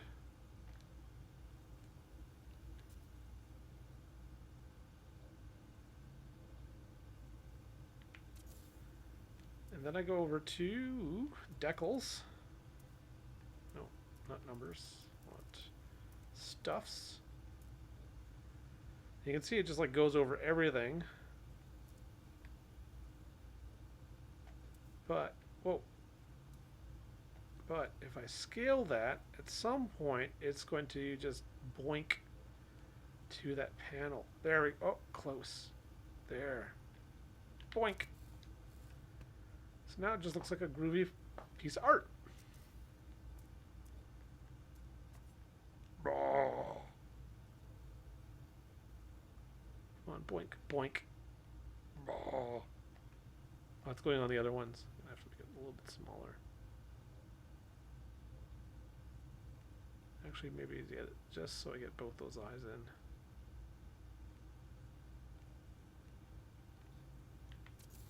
I can put one there. And one there. And then this last one, that goes sideways. Just wait till it boinks. Boink. Art! So now we got some office art. It's kind of different from just the face, yeah? Maybe I'll just hide this up here. No one will ever see it. See? You don't know. Alright. And we need just one more chair. So Tracy's co-worker's name is Stuart. Oh, I know what I'm going to do. Stuart. Tracy's a little pissed off at Stuart right now because Stuart got the good chair.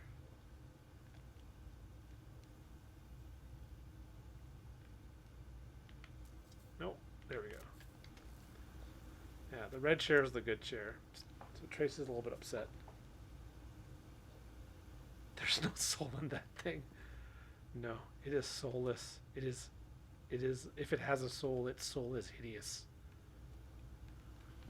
Yeah, so Tracy's at the computer and she's on reception duty today. Here, I'm going to sit in Tracy's chair. I'll be Tracy.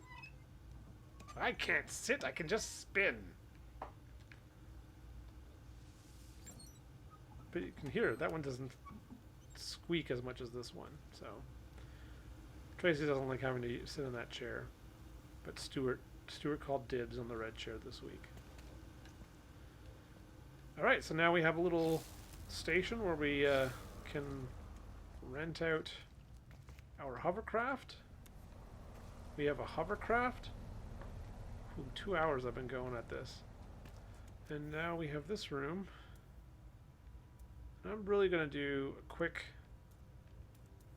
decoration. This one won't take too long. It's mostly just going to be some industrial stuff, starting with heavy duty furniture. I don't get the name of this. Why don't they just call it a shelf? Also, saying that just reminded me of an old internet video pre-memes. It was YouTube, but it was really before memes were a thing. But the video is called Ugly Furniture. I can't remember who made it, but you should look up YouTube and look up Ugly Furniture because it's hilarious. It is footage that they took inside of a furniture store, and then they made an ad in the style of horrible furniture store advertisements, and they called the store Ugly Furniture because it truly had a bunch of ugly furniture. Right, so Where can I put this guy? There.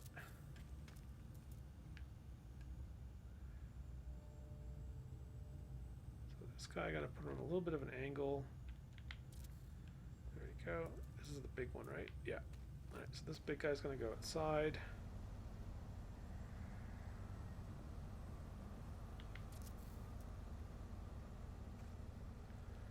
I'm going to start putting some stuff on the shelves.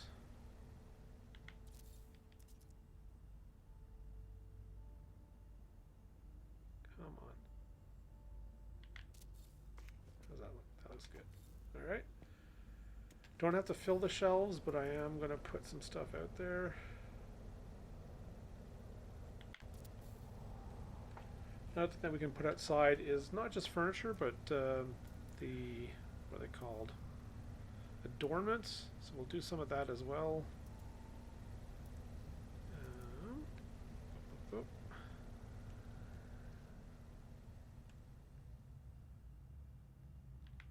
That there. Where's that light? I think I went the wrong way. Stickman fights. Oh, yeah. Newgrounds. Yeah. Albino Black Sheep. Yeah. Oh, man. Am I into tabletop role-playing games? Oh, Bill Nye. Bill Nye, you're talking to the right guy. I am playing more RPGs now than I have since high school. And that was a long time ago. I am currently in 2 separate D&D games. One is Curse of Strahd, and the other one is Dragon Heist. And I am running... Oh, gosh, that's bright. I am running a couple of games of Blades in the Dark, which is a super fun RPG. You're working on a one-shot for D&D 5e. I would love to test that out with you, man. That's super fun.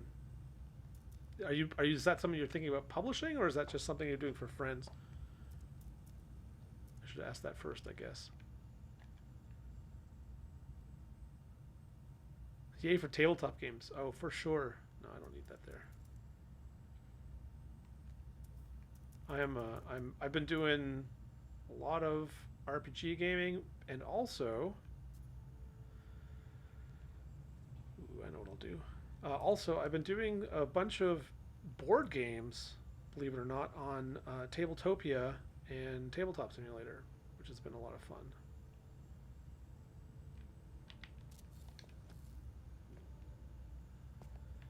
So I need some extra lights in here. I want some red lights.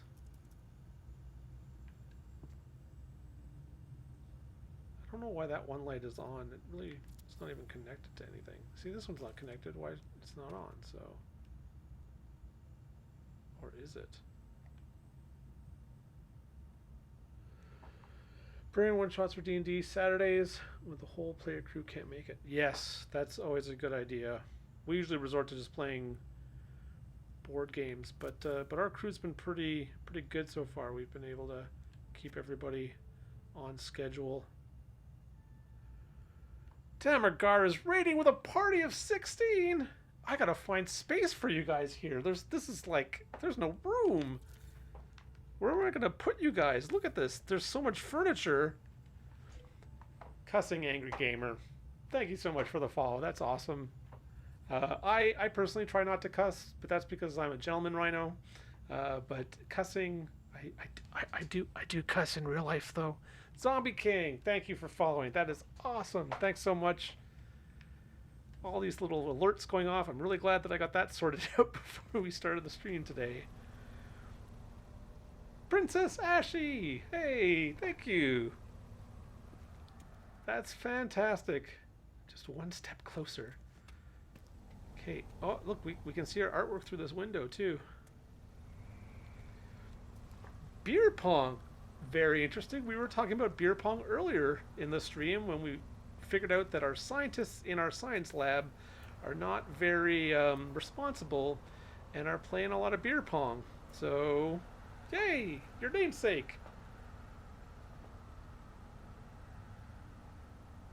Last of Us. Oh, yes, I do remember cussing a lot during Last of Us, but also That's a game that I couldn't play for more than 45 minutes at a time because I am a huge scaredy cat, and the cordyceps-based horrible fungus monsters. Yeah, those did me in. I couldn't stand that the clicking sounds. Nat 20. Ugh, this weather on this planet. I feel like I need to move to another planet. It's constantly snowing and blizzarding. Where's my wires? There we go. So let's connect that to that. Does that work? No. So in that case, get rid of that. Oh, I got rid of the wrong thing. That always happens. Let's connect that to where? Where can I connect that? There? Yes. And thankfully, these wires will not be visible once I get out of build mode. Right? Yes. There we go.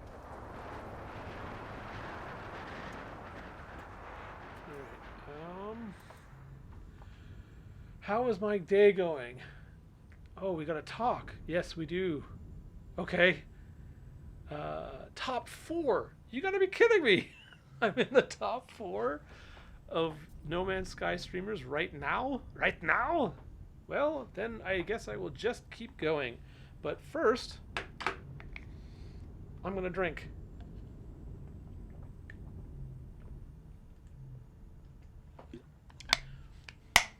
Oh my god. So I just realized, with all those follows, we hit the April limit. I got my extra followers. We're over. That's fantastic. Affiliate, here we come. Yep. Thanks, guys. This is great. But how's my day going? My day is going pretty good.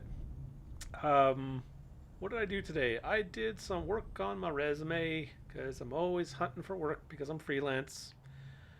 And did a little bit of FaceTime with my mom. She's all alone, so we try to do that as much as possible because being alone and being stuck in because of COVID is not fun. And I did some work on Streamlabs because I have not really gotten the hang of a bunch of the widgets that everyone else uses to great effect. So I watched a few streams. I went into Harpua Wilson's stream earlier today, checked him out. And then I just checked out some YouTube videos and learned a little bit more about alerts and goals and all that stuff, and started implementing that, at least in this iteration of Streamlabs, because I got a bunch for different shows. What was I doing? I got all excited with the bunch of folks that showed up. You crazy cats. Right, I should have said, I usually go and watch people's streams before mine starts, and I see who's on and who's got a couple people but could use a few more. So today that was Bill Nye the Sci-Fi Guy, and and I went in and I didn't really know what I was going to do yet for this stream. So after seeing Bill and his punny name, which I can only assume is because he absolutely adores Bill Nye the Science Guy, and that made me think, science! I'm going to make a science lab. So we actually started out this stream working on a science lab, and I'll go show you guys that in a second. Storm is clearing, but yeah, and then we've sort of moved on, and now we have this. Here, I'm going to put one of these boxes on the ground, so it kind of looks like someone pulled it off that shelf. I'll just put it on its side and put, where's that pallet? This pallet on the ground. Again, I think these people are not that safety conscious either. Literally put this pallet on the ground right in front of the door. Someone's going to step over this and trip and fall. I'm going to face plant right into that metal floor. I do not have a safety conscious crew here. That's for sure. Alright, so let's go take a look at that science lab. So this is our base. We're starting to build out all the parts. There's some cargo containers over there. Anybody who knows me well will know that I'm a huge fan of cargo containers, shipping containers, to the point where I've actually dreamed about owning a real one. Here's our little hangout in the kitchen. And if I fall down this ladder hole, here's our little bedrooms. And the Bill Nye, the Sci-Fi Guy official laboratory. Official is not the right word. Oh, look, our little alien pod is growing quite nicely. But you can see here, they're not very safety conscious. They got a bunch of experiments just on the table. Very easy to knock over. And if you get any kind of chemicals in your eye and you go to the eyeball washing station, it also has a bunch of crap in front of it. So, Space Asha? Oh man. What is space? Oh, Space Asha. I like it. Yeah. Not allowed. Get out. Only there to regulate once vaporization has happened. So yeah, so we got a science lab now. We've got this is sort of like the all-purpose general storage and sleep quarters. I've decided that whoever sleeps in this room, they constantly hear that table turning off and on upstairs. Drives them mental. I'm starting to come up with a lot of backstory for the people in this base that I never get to see. They're like ghosts. No! This is the ladder hole that I keep falling down. Also, not very safe. Gotta jump over this table. And then we have a couple of biodomes over there where we just have plants. So this is our base. I've shown people, I was doing the same sort of base building stuff or interior decorating on the on my capital ship. It's all about repositioning stuff, changing the scale of things, and using it for different effects. Why is that? It's telling me that there's no power, but that's a lie. Alright, well, now that we have our hovercraft rental station... Whoa! That was unexpected. Now we can rent this hovercraft. We're going to take it for a spin. Bye, Tracy. Thank you. And we are going to go find out where that mineral is. So that direction, head towards that mountain peak. And, oh boy. Let's turn around, say goodbye to the base. See ya. Ah, tree. Oh, thank God for exploding trees. Oh, why is this thing so slow?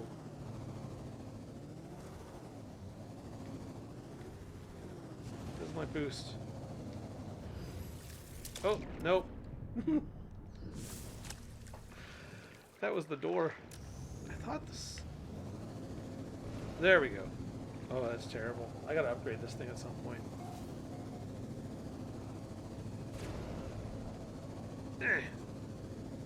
Ooh. Alien artifact. Don't mind if I do.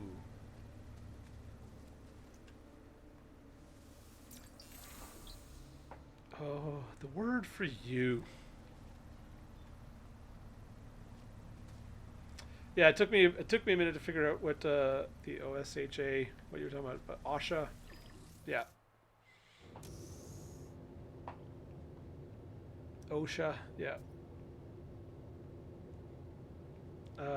Alright. I did need to get out, because I want to see if I'm going to get in the right direction here. It's no longer there. What? What?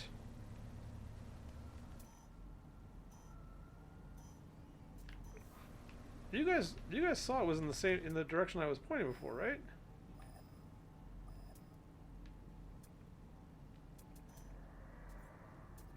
Alright, so now it's in that direction.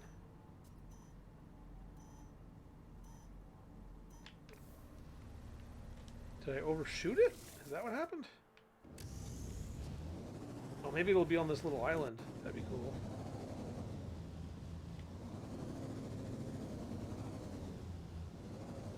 Come on, up you go. Yeah, I did.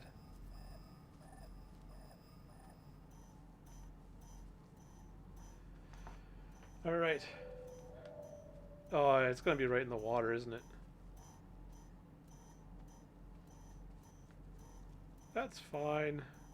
So we're going to build a little mineral collection place here. Mine, I think they're called. Mineral collection place. Official term. There we go.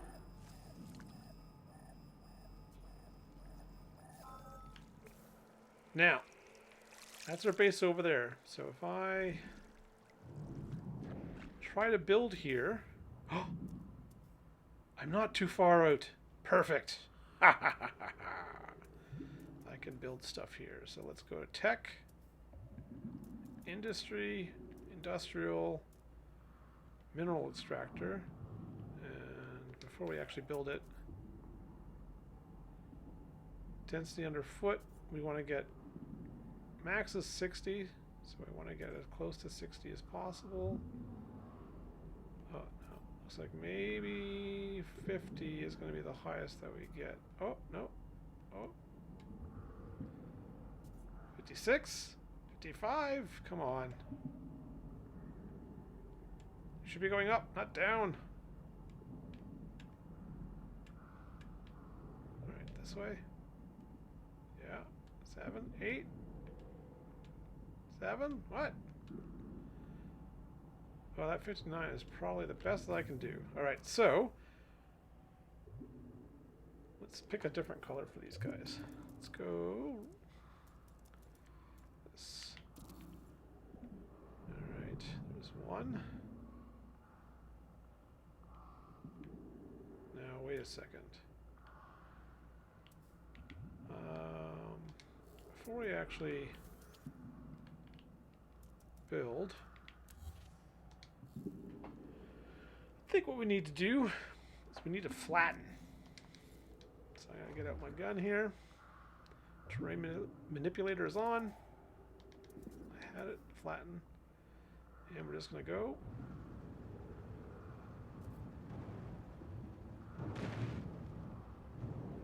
A nice sort of big arc. I'm gonna get this stuff in the middle.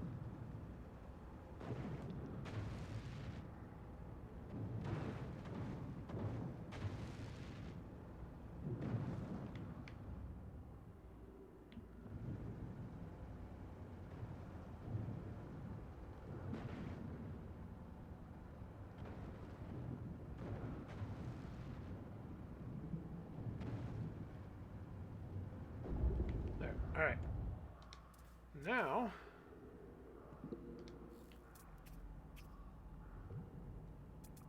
back here, 53.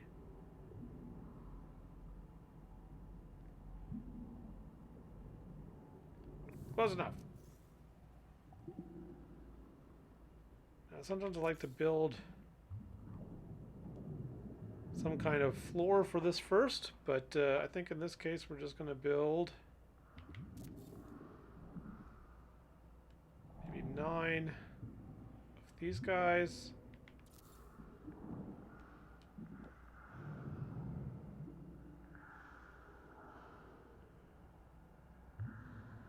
Oh, I'm floating up.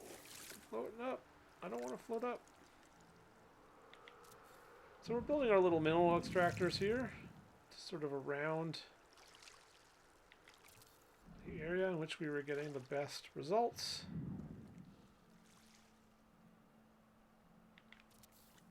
Thankfully we're in creative mode, so we're not spending a ton of resources on building these.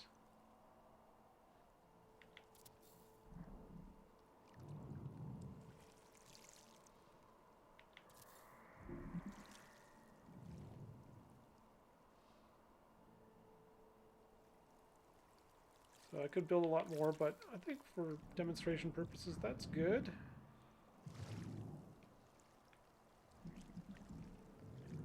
feel like I cleared a lot of space, but don't really need all that much for now. Could actually build sort of an underwater base here. Maybe I'll do that next time. But right now, I need to power this.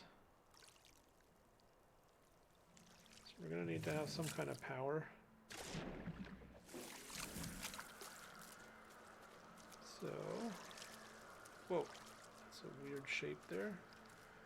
Either I'm going to have to build my own new power generation station. That was a good rhyme. I'm proud of that one. Or I'm going to have to just cable it out to home base there, which I think is probably what I'm going to do now. I think I have enough power to run all this stuff, but I'm going to go double check. Hop in my Nomad here.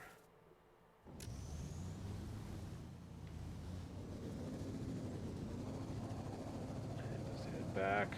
It's not even that far.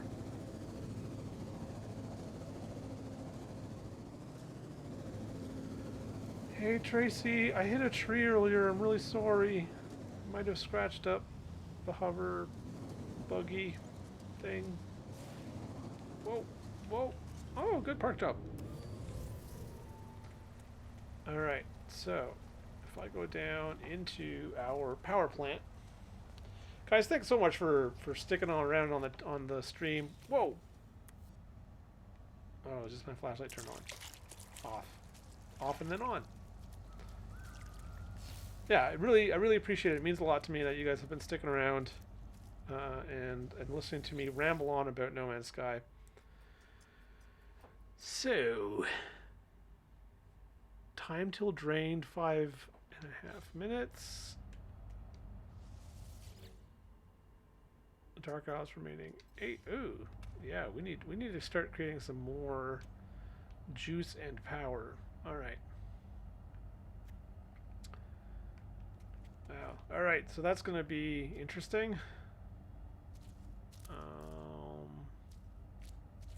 Maybe what I'll do for now is I'll just create some more biofuel reactors. Fill all these suckers up. What? No.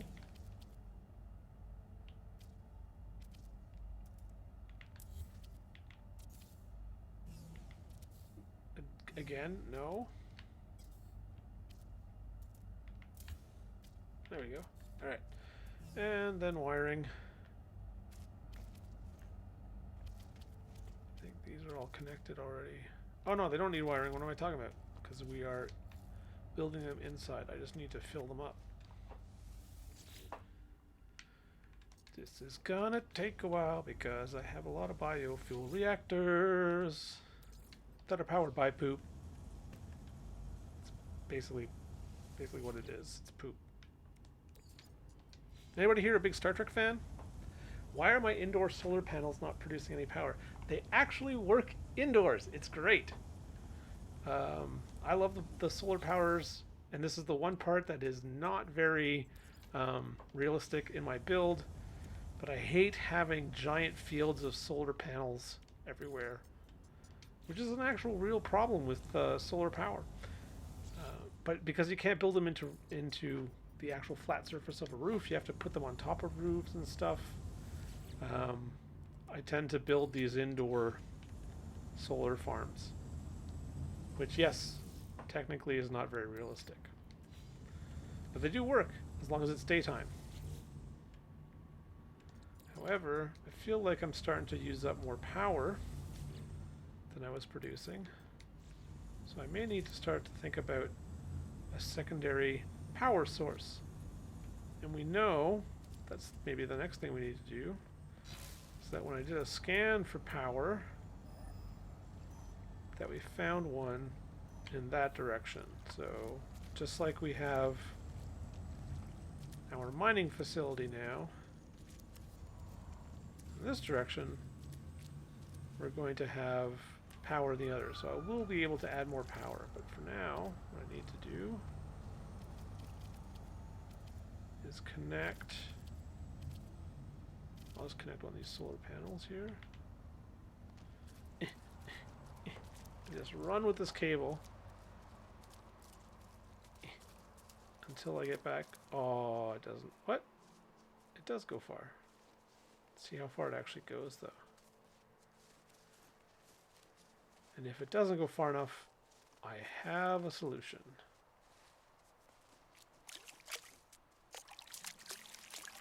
So yeah, I was going to ask, do we have any Star Trek fans, or specifically Star Trek The Next Generation fans in chat today?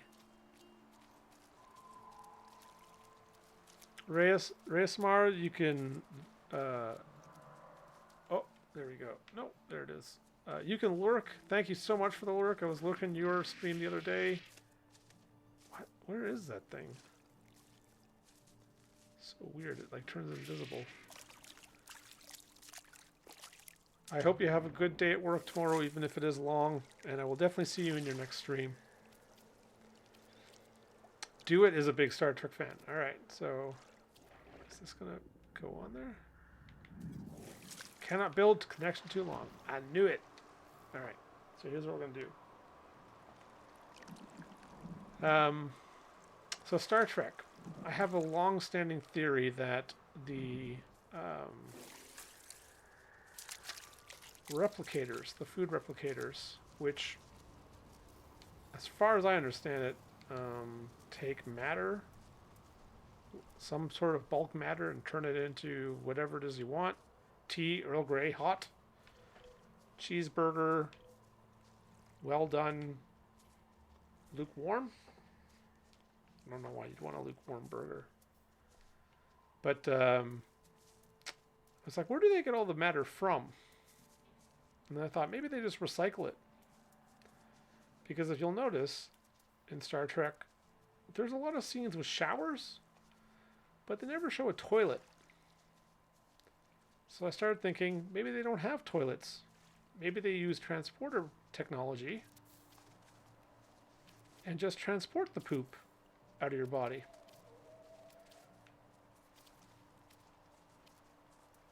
So they just put it somewhere, turned it into matter, and then that becomes Picard's tea.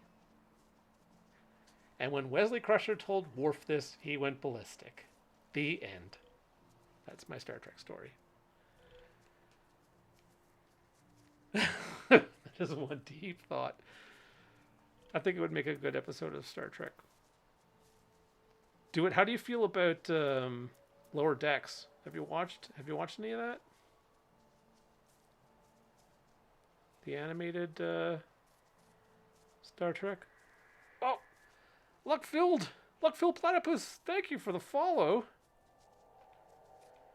Playing some No Man's Sky here. I'm currently trying to get power out to our new mineral farm, and you'll see I'm making what is essentially some power cable towers. That is fun to say. Power cable towers. Where am I? I'm lost. There we go. Keep forgetting to check out Lower Decks. Yeah, I watched. I haven't actually watched a lot of TV during the pandemic either. I've been doing more of the gaming stuff, but I did get a chance to watch it. I guess it was like in December. I'll probably make these further spaced apart, so I will put one here. I actually quite liked it. I thought it was pretty funny. It was a good show.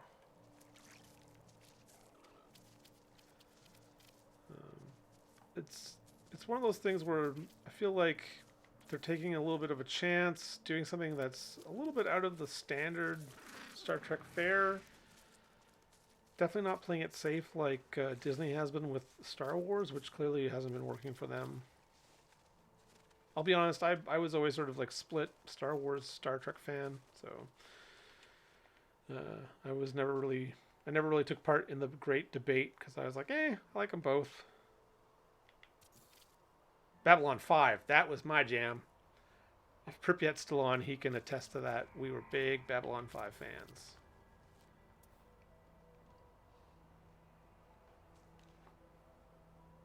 I don't like politics, so I like Star Trek better.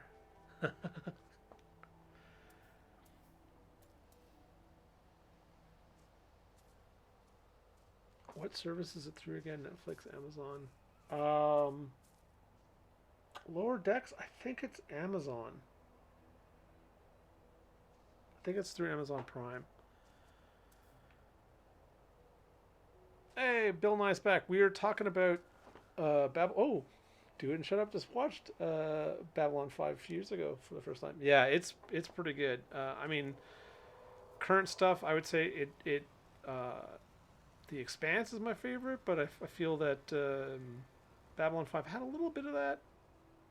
I feel like Babylon 5 had a big influence on Deep Space Nine for sure, because they were doing a lot of the like massive ongoing stories. I'm trying to think of other failed 90s sci-fi TV shows. I remember there was one called, it was Earth Above and Beyond. It was like felt kind of like what Battlestar Galactica ended up being. Yeah, Expanse is good. They film a lot of that here in Toronto, so that's kind of cool. A few people I know are on VFX teams that work on the show. Alright, so I think that might be enough towers of power. So now I just go over to wiring. Where's my farm? I think I just chased an animal into the water. There's my farm. Farscape, yes. Oh, Farscape. Exile. Oh, thanks for following, man. Oh, what? Is that thing dead or is that thing swimming? It's swimming. It's got hooves and it's swimming. And I am stuck in a freezing storm again. Oh, this planet. Why did I move here? It's like Canada, where I've lived all my life. Hey, what was that? It was a fish. Alright, so I'm connecting to these lights. And now I gotta start connecting backwards, I think. Because it doesn't like... Oh no, it does work. Boink. This next one. Oh, I can't see. Jerk. Jerk shirt. Hey. How's it going, Exile? Where am I going? I'm lost. Where's my tower?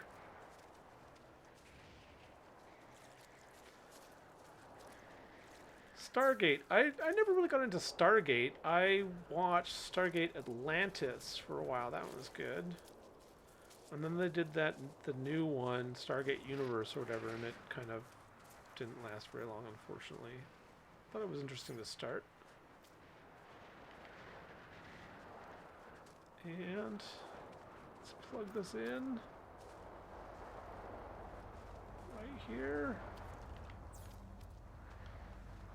Green lights, I think they're on. I can't see. I'm in a blizzard. Freezing.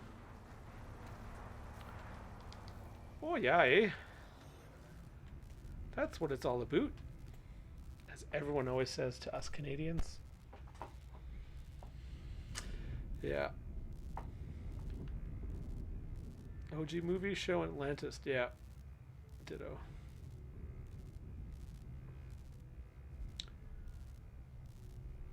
Yeah, I agree. Stargate Universe was pretty good to start, and then it just sort of canceled. But that's the thing now, right? Like, I talk to my students a lot about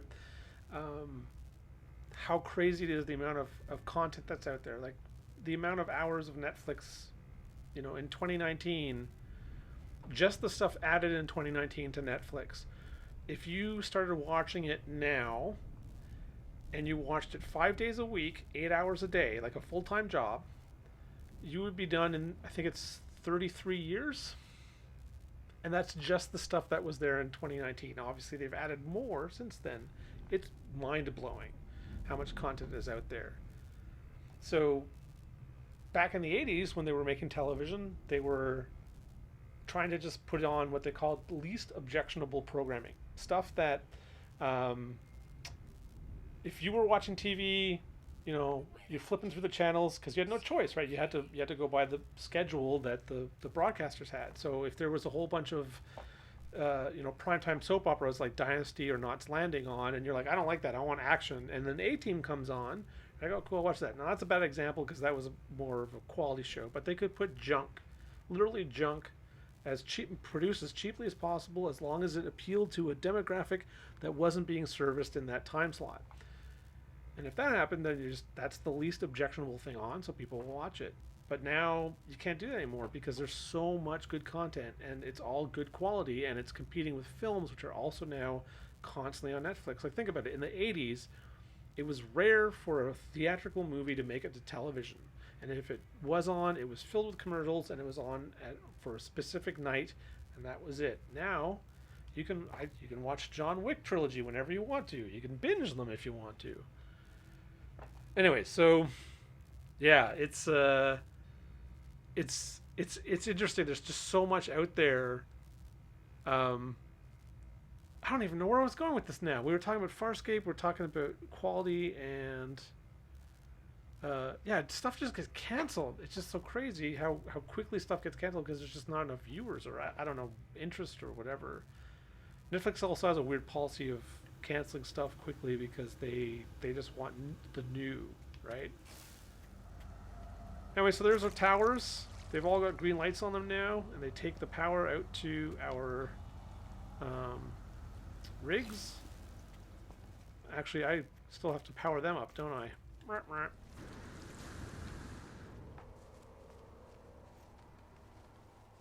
Thanks everyone for hanging out today. I think I'm probably going to bring the stream to a close soon. It's 3.5 or 2.5 hours I've been on, so I think when I get to 3 hours, I'll slowly start winding it down now.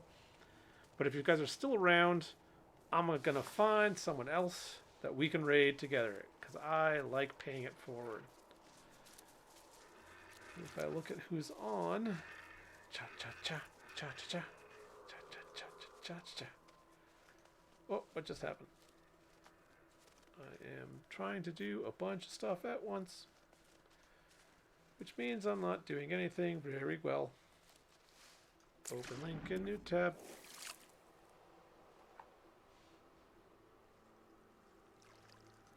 Gotta find someone who's on. I mean, there might be different options in half an hour, but we'll see. Alright, so I think one of these guys is going right now. Yeah, so now I just go to tech, power, sure, industrial, wiring. Oh yeah, I think I know who we're gonna go throw some viewers to.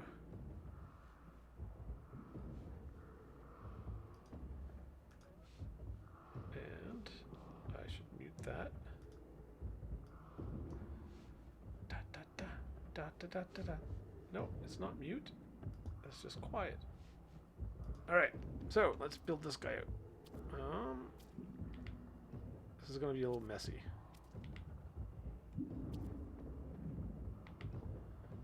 Oh, and this is gonna cause so much screen shake. The fish are gonna love it. We should definitely put someone's desk next to this cacophony of noise and seismic activity. Jeebus. Hello, Morgan. Welcome to your first day on the job. So you'll be manning a very important desk. You'll be handling the coordination of the mineral extraction facility that we have out here. There's a beautiful beach right outside your window. Oh, and also a fuck ton of noise and vibrations, which will probably cause you serious migraines. So here's a box of acetaminophen. Oh wait, it's actually quite peaceful out here. Just don't go swimming.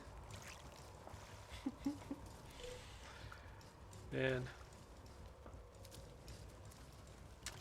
Oh, Miss Reed, thanks so much for stopping by. I'm glad you had fun. I'm going to be doing some more of this. I'll actually do a little bit of a break right now and let you guys know what other shows I have. This is usually my post-show stuff that I do, but I'm just going to do it now. and then we'll just round out the stream, and then I will send us over to somebody as a raid. But I got a bunch of shows going on right now. Basically, I'm streaming Wednesdays up until Sundays. Wednesday nights, I do Tiny Adventures in Hero Forge. Hero Forge is a website where you can build your own fantasy and sci-fi miniatures. So I'm doing some builds of those, just random stuff. Sometimes I do my own D&D characters. Sometimes I just do random stuff. Sometimes there's a theme. But if people are showing up for the stream and they have a suggestion for me, I'll usually pick the first one of those and try to make that as a character. So Thursdays, we'll see what happens. I used to play some Strange Brigade with some friends, including Pripyat. Pripyat and I have been playing Ghost of Tsushima Legends, but we kind of, this Thursday, felt like we got our fill of that game. So we might actually change what we're playing. Don't know quite what we're going to do yet. Might be Sniper Elite again. Get some internal organ cam going. So this is, of course, the under construction No Man's Sky. Saturday mornings, Prip and I play 8-Year-Old Squad Leader, which is not a game. It's a game we made up, and it takes place inside of Ghost Recon Breakpoint. And it's where Prip and I are in a squad led by his 8-year-old son, Kid Codafire. It's a lot of fun. We run around the island, and we do what an 8-year-old tells us to do because he is our boss. And then on Sunday mornings, Kid Codafire and I have started doing some more base building stuff, but this time in Portal Knights, which is kind of like a mash of building stuff, getting bored, going to do some adventuring, blowing each other up, making holes in the stuff we just built, and then going back to building. So it's a bit of a mishmash of stuff, but it's fun. And then the last thing I want to say is that all this stuff also now lives on YouTube, where I'm trying to get some subscribers, but no pressure. You guys did a fantastic job today coming in here. Look at that. 22 new followers, which is great. I love you guys. Thanks so much. But the YouTube stuff, if you're ever looking for my videos and they're gone off of Twitch, you can always find them there. I just try to post them up the next day or the same day if I have time. But yeah, I am definitely... Oh, use it for all my tokens. Oh yeah, Hero Forge. It's super fun. It's a great tool. I just bought into the premium version for the stream because I hadn't been using that before. Gives me a few more options to do stuff. So every once in a while I'll do a bonus feature of color for YouTube, but I do the whole builds in a stream, so that's a lot of fun. But yeah, you guys have been fantastic. Thanks so much for coming to the stream. I'm going to play out for like another 15 minutes or so and then try to find another stream to go and raid, because I, again, love to pay it forward. But we can just keep chatting and talking. And again, I'm here tomorrow morning. When do we start? 11 a.m. Eastern. So if you're into weird and wacky stuff that happens, last week, Kid Codafire taught Prip and I, who are old men, all the cool lingo that kids use. We learned we created a new word, which was weef, duck and weef. And we were like, weef? What is weef? You got to duck and weef. Get away from those bullets. Yeah, we had a lot of fun. So it's super fun. It's super cute. So come check it out. Norman Bello, thanks so much. Jay Lee, all day. Thanks so much for the follow. I still have that standard zombie. I should probably make something more rhino related for that. That would be good. I'm gonna do that at some point when I figure all these tools out. I'm good in the Photoshop, not so much in the Streamlabs yet. So where am I going? Where's my base? There's my base. Oh, that's my camera. I'm watching on the PlayStation, but I'm not signed in. Oh, cool. Oh, your 4-year-old son loved watching. Do I have a Discord? I do not have a Discord yet. So Tamargar is another streamer. I'm on Tamargar's Discord. He's a close friend of mine. I will eventually start a Discord. It's not something I have yet. If you right now tell me I absolutely need to get one, I will set that up and have that ready for tomorrow. But otherwise, I'm happy to be a part of the community that Tamar started because we both started streaming about the same time. I'm an admin in his Discord for now, and I can always build out from there. But I'm always mentioning when I'm on there, and I'm on a couple other Discords as well.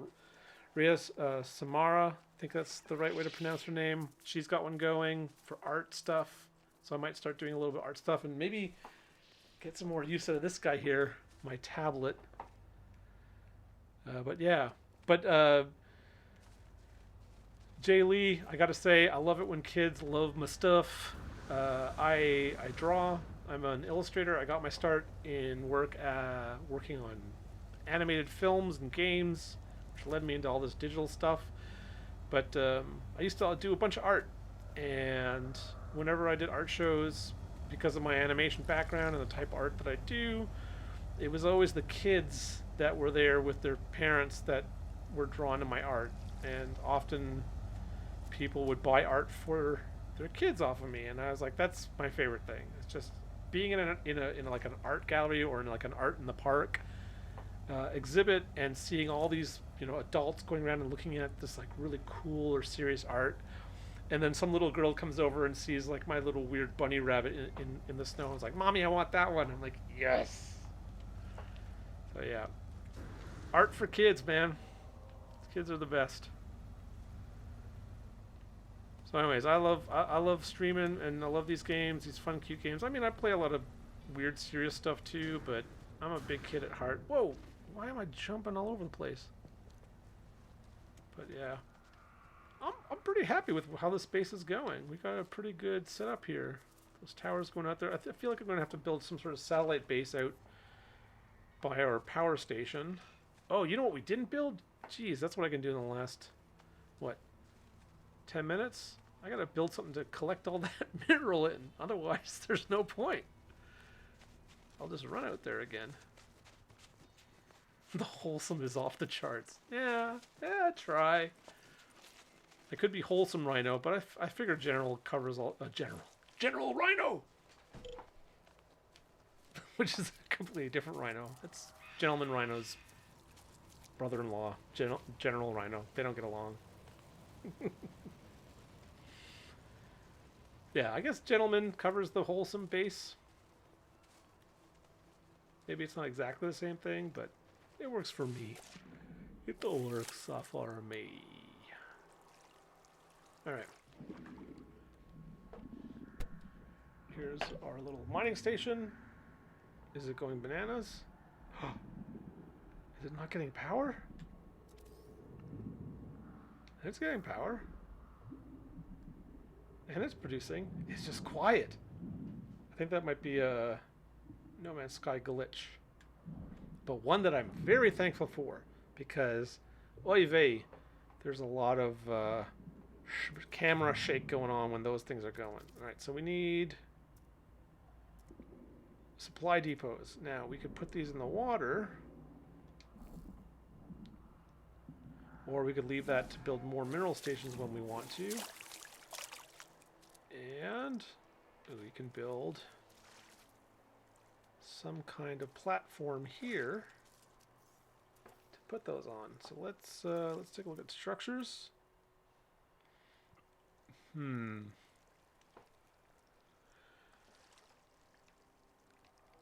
we build it into the side of the island?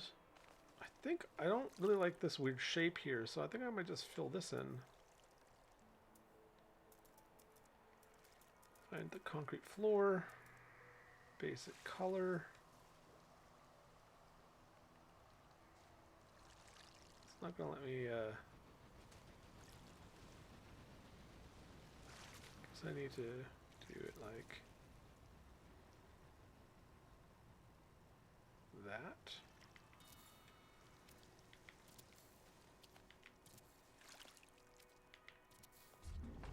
So I will have to build some kind of bottom to this, otherwise it's going to look weird. Just... Oh, hey! We got a little visitor over there. Hey, landed pilot. That is, by the way, if you haven't played No Man's Sky before, that is not another player, that is just an NPC.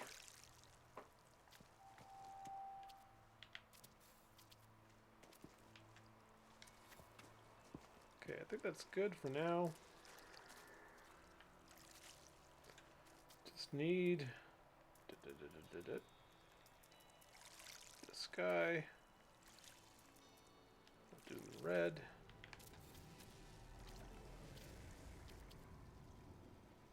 Oh, come on.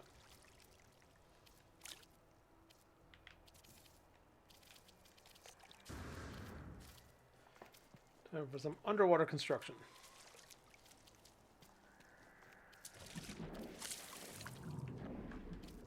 Alright. So we had a good talk there about sci-fi shows. Anybody interested or excited for Foundation? Can't remember what they said the date was for that show. Come on. What did I just do?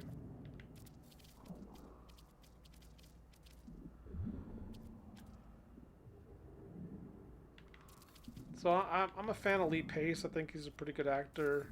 If anyone has watched *Halt and Catch Fire*, he's super great in that. Super creepy at times. But I like that show. So when I heard he was going to be in Foundation, I was like, oh, cool. And then Jared Harris, he's always good.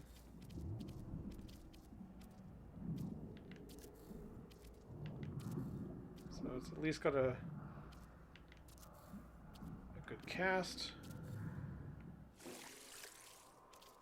Alright, so I'm actually trying to move my head as if I am actually underwater. That's great. Good job. Good job there, Rhino. Alright, so I think that about covers it. I'll just do these guys on the outside.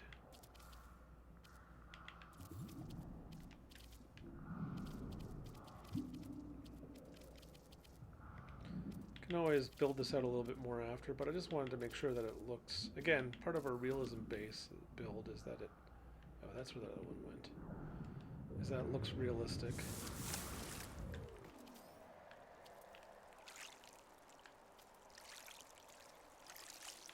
Get rid of that guy.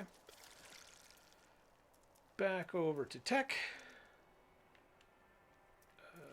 Power and industry, industrial supply depot. Let's keep these guys this color here. Now what I can do is I can use these as, actually, you know what? I probably don't need to fill the whole thing yet, so I'm going to start in the middle. No, that's not the middle, but at least in the middle column.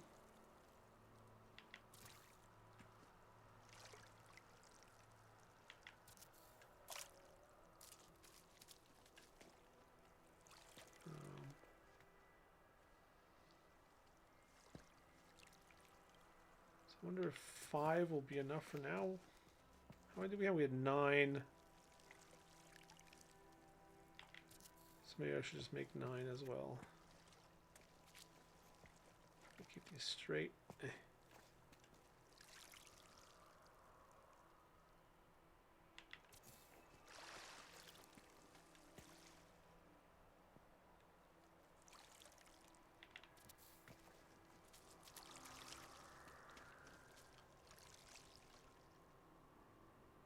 Alright.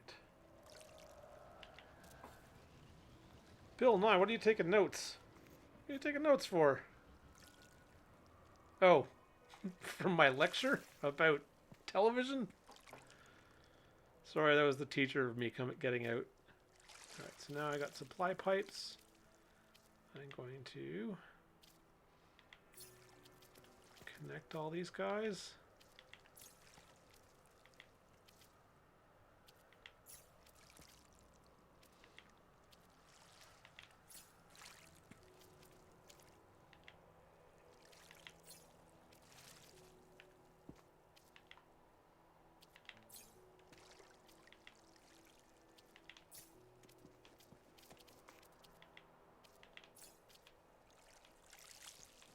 And then this middle guy, yoink, chugga-da, chugga-da, chugga-da, chugga-da.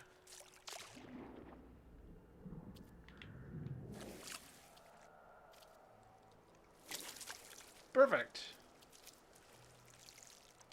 And now we can check our supply depot. It's not the greatest extraction rate, but that'll work. Always need more TV shows to watch. Yeah. Yeah. I will give you guys one more, and this is completely in another direction. And it's all available on YouTube because it's an old British show that is no longer around. All the episodes, I think it was like maybe a season. One of the stars is Richard Ayoade from the original IT Crowd. It's got Stephen Merchant, who is Ricky Gervais's writing partner, as a guest in one episode. Maybe somebody already knows what I'm going to say here. I can't remember if there's a couple other special appearances. It is called, and I'm going to type this in the chat as well. It's called Garth Marenghi's Dark Place. And it is Dark Place. I think that's right. It is a fantastically hilarious show. So it's a show within a framing show, and the show is called Dark Place, and it is about a haunted hospital, and the doctors are trying to like exorcise demons. And Miss Reed loves Dark Place. Yes, Matt Berry. Yes. Oh, good. People know it. I love this show so much. Yeah, so it's a haunted hospital, and the doctors are all trying to exorcise demons while they are trying to save patients, and patients who start to turn into living broccoli and weird stuff. The hospital where weird stuff happens, but all of that is shot as if it was done in the 80s. Terrible acting, terrible effects, film grain, the whole 9 yards, low budget. The framing story is that Garth Marenghi is this Stephen King style horror writer who's not very good, and literally the one female character in the show is written so horribly. It's like, and I don't think it's meant to be like, oh, everyone on the show hates her. I think it's meant to be that what's his name? Like that Garth Marenghi is. He's just a total chauvinist. Anyway, it's quite funny. What We Do in the Shadows. Yes, that is a perfect example of the type of humor it is. It's well worth finding on YouTube and watching in its entirety. All right, so we got a little storage depot. Quickly cannot see again because of this wonderful frost, which truly reminds me of home. Here in Canada, this is what life is like in Canada. 24 hours a day, 7 days a week, 52 weeks of the year. I'm totally kidding. It's not like this. We never have snow like this in Toronto. 5 hours north, you might get some of this. But Toronto is pretty. We get lake effect, so we're okay. Yes. Dispelling myths about Canada should be a stream. Should do that as a stream. Oh, I gotta fix the bottom of this thing. Next time. We're coming up on 3 hours here. I gotta find someone to go and raid. Alright, going inside. Let's check in on Tracy's office. Let's see if her graffiti is still there. Art? And... he's still there. Evil Pikachu. Yeah, he's terrible at writing women. And phone conversations, too. If you ever notice, there's never enough time given by any of the actors on the phone to actually get information from someone. They're like, hello, what's that? We need to go to the emergency room. We'll be right there. Bye. And that's the other thing. They always say bye. They could literally be getting stabbed and they're on the phone saying, you got to help me. I'm being stabbed. Bye. It's so good. It's so good. I love that show. All right, so we've talked about TV. This is like, I should put just chatting as part of the tags for this show because, man, we did a lot of chatting today. That was a lot of fun.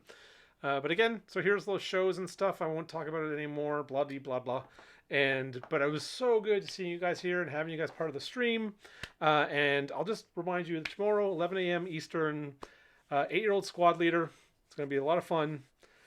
And I am now going to find out if the person I want to raid is still on. And then if they are, we will go raid them. I am so thankful for everyone that has come to the stream today. Thanks so much to everyone for becoming a follower. And if you were already a follower, thanks for showing up. And if you haven't decided to follow yet, that's okay too. I'm just glad that you were here for the stream. I had a lot of fun.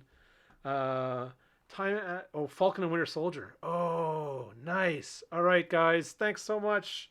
Hope to see you again soon. And if anybody wants to stick around, I am going to send a raid out to... Who needs a raid here? You guys want to go see some art? Gossamer's doing some art. Let's go Gossamer's art. Let's go stream. Send her some peeps. She could use it. I need that button. That's not the button. That's Taskmaster. Why am I looking at Taskmaster? So one thing I should tell you guys, my computer gets really slow when I'm doing all this stuff. It's brutal. Raid channel. Oh, look, it even comes up here. I didn't know that. I gotta use this stream manager more often. All right, we're gonna start this raid. So yeah, art streaming. Why is that? Did it click? Yeah, it did.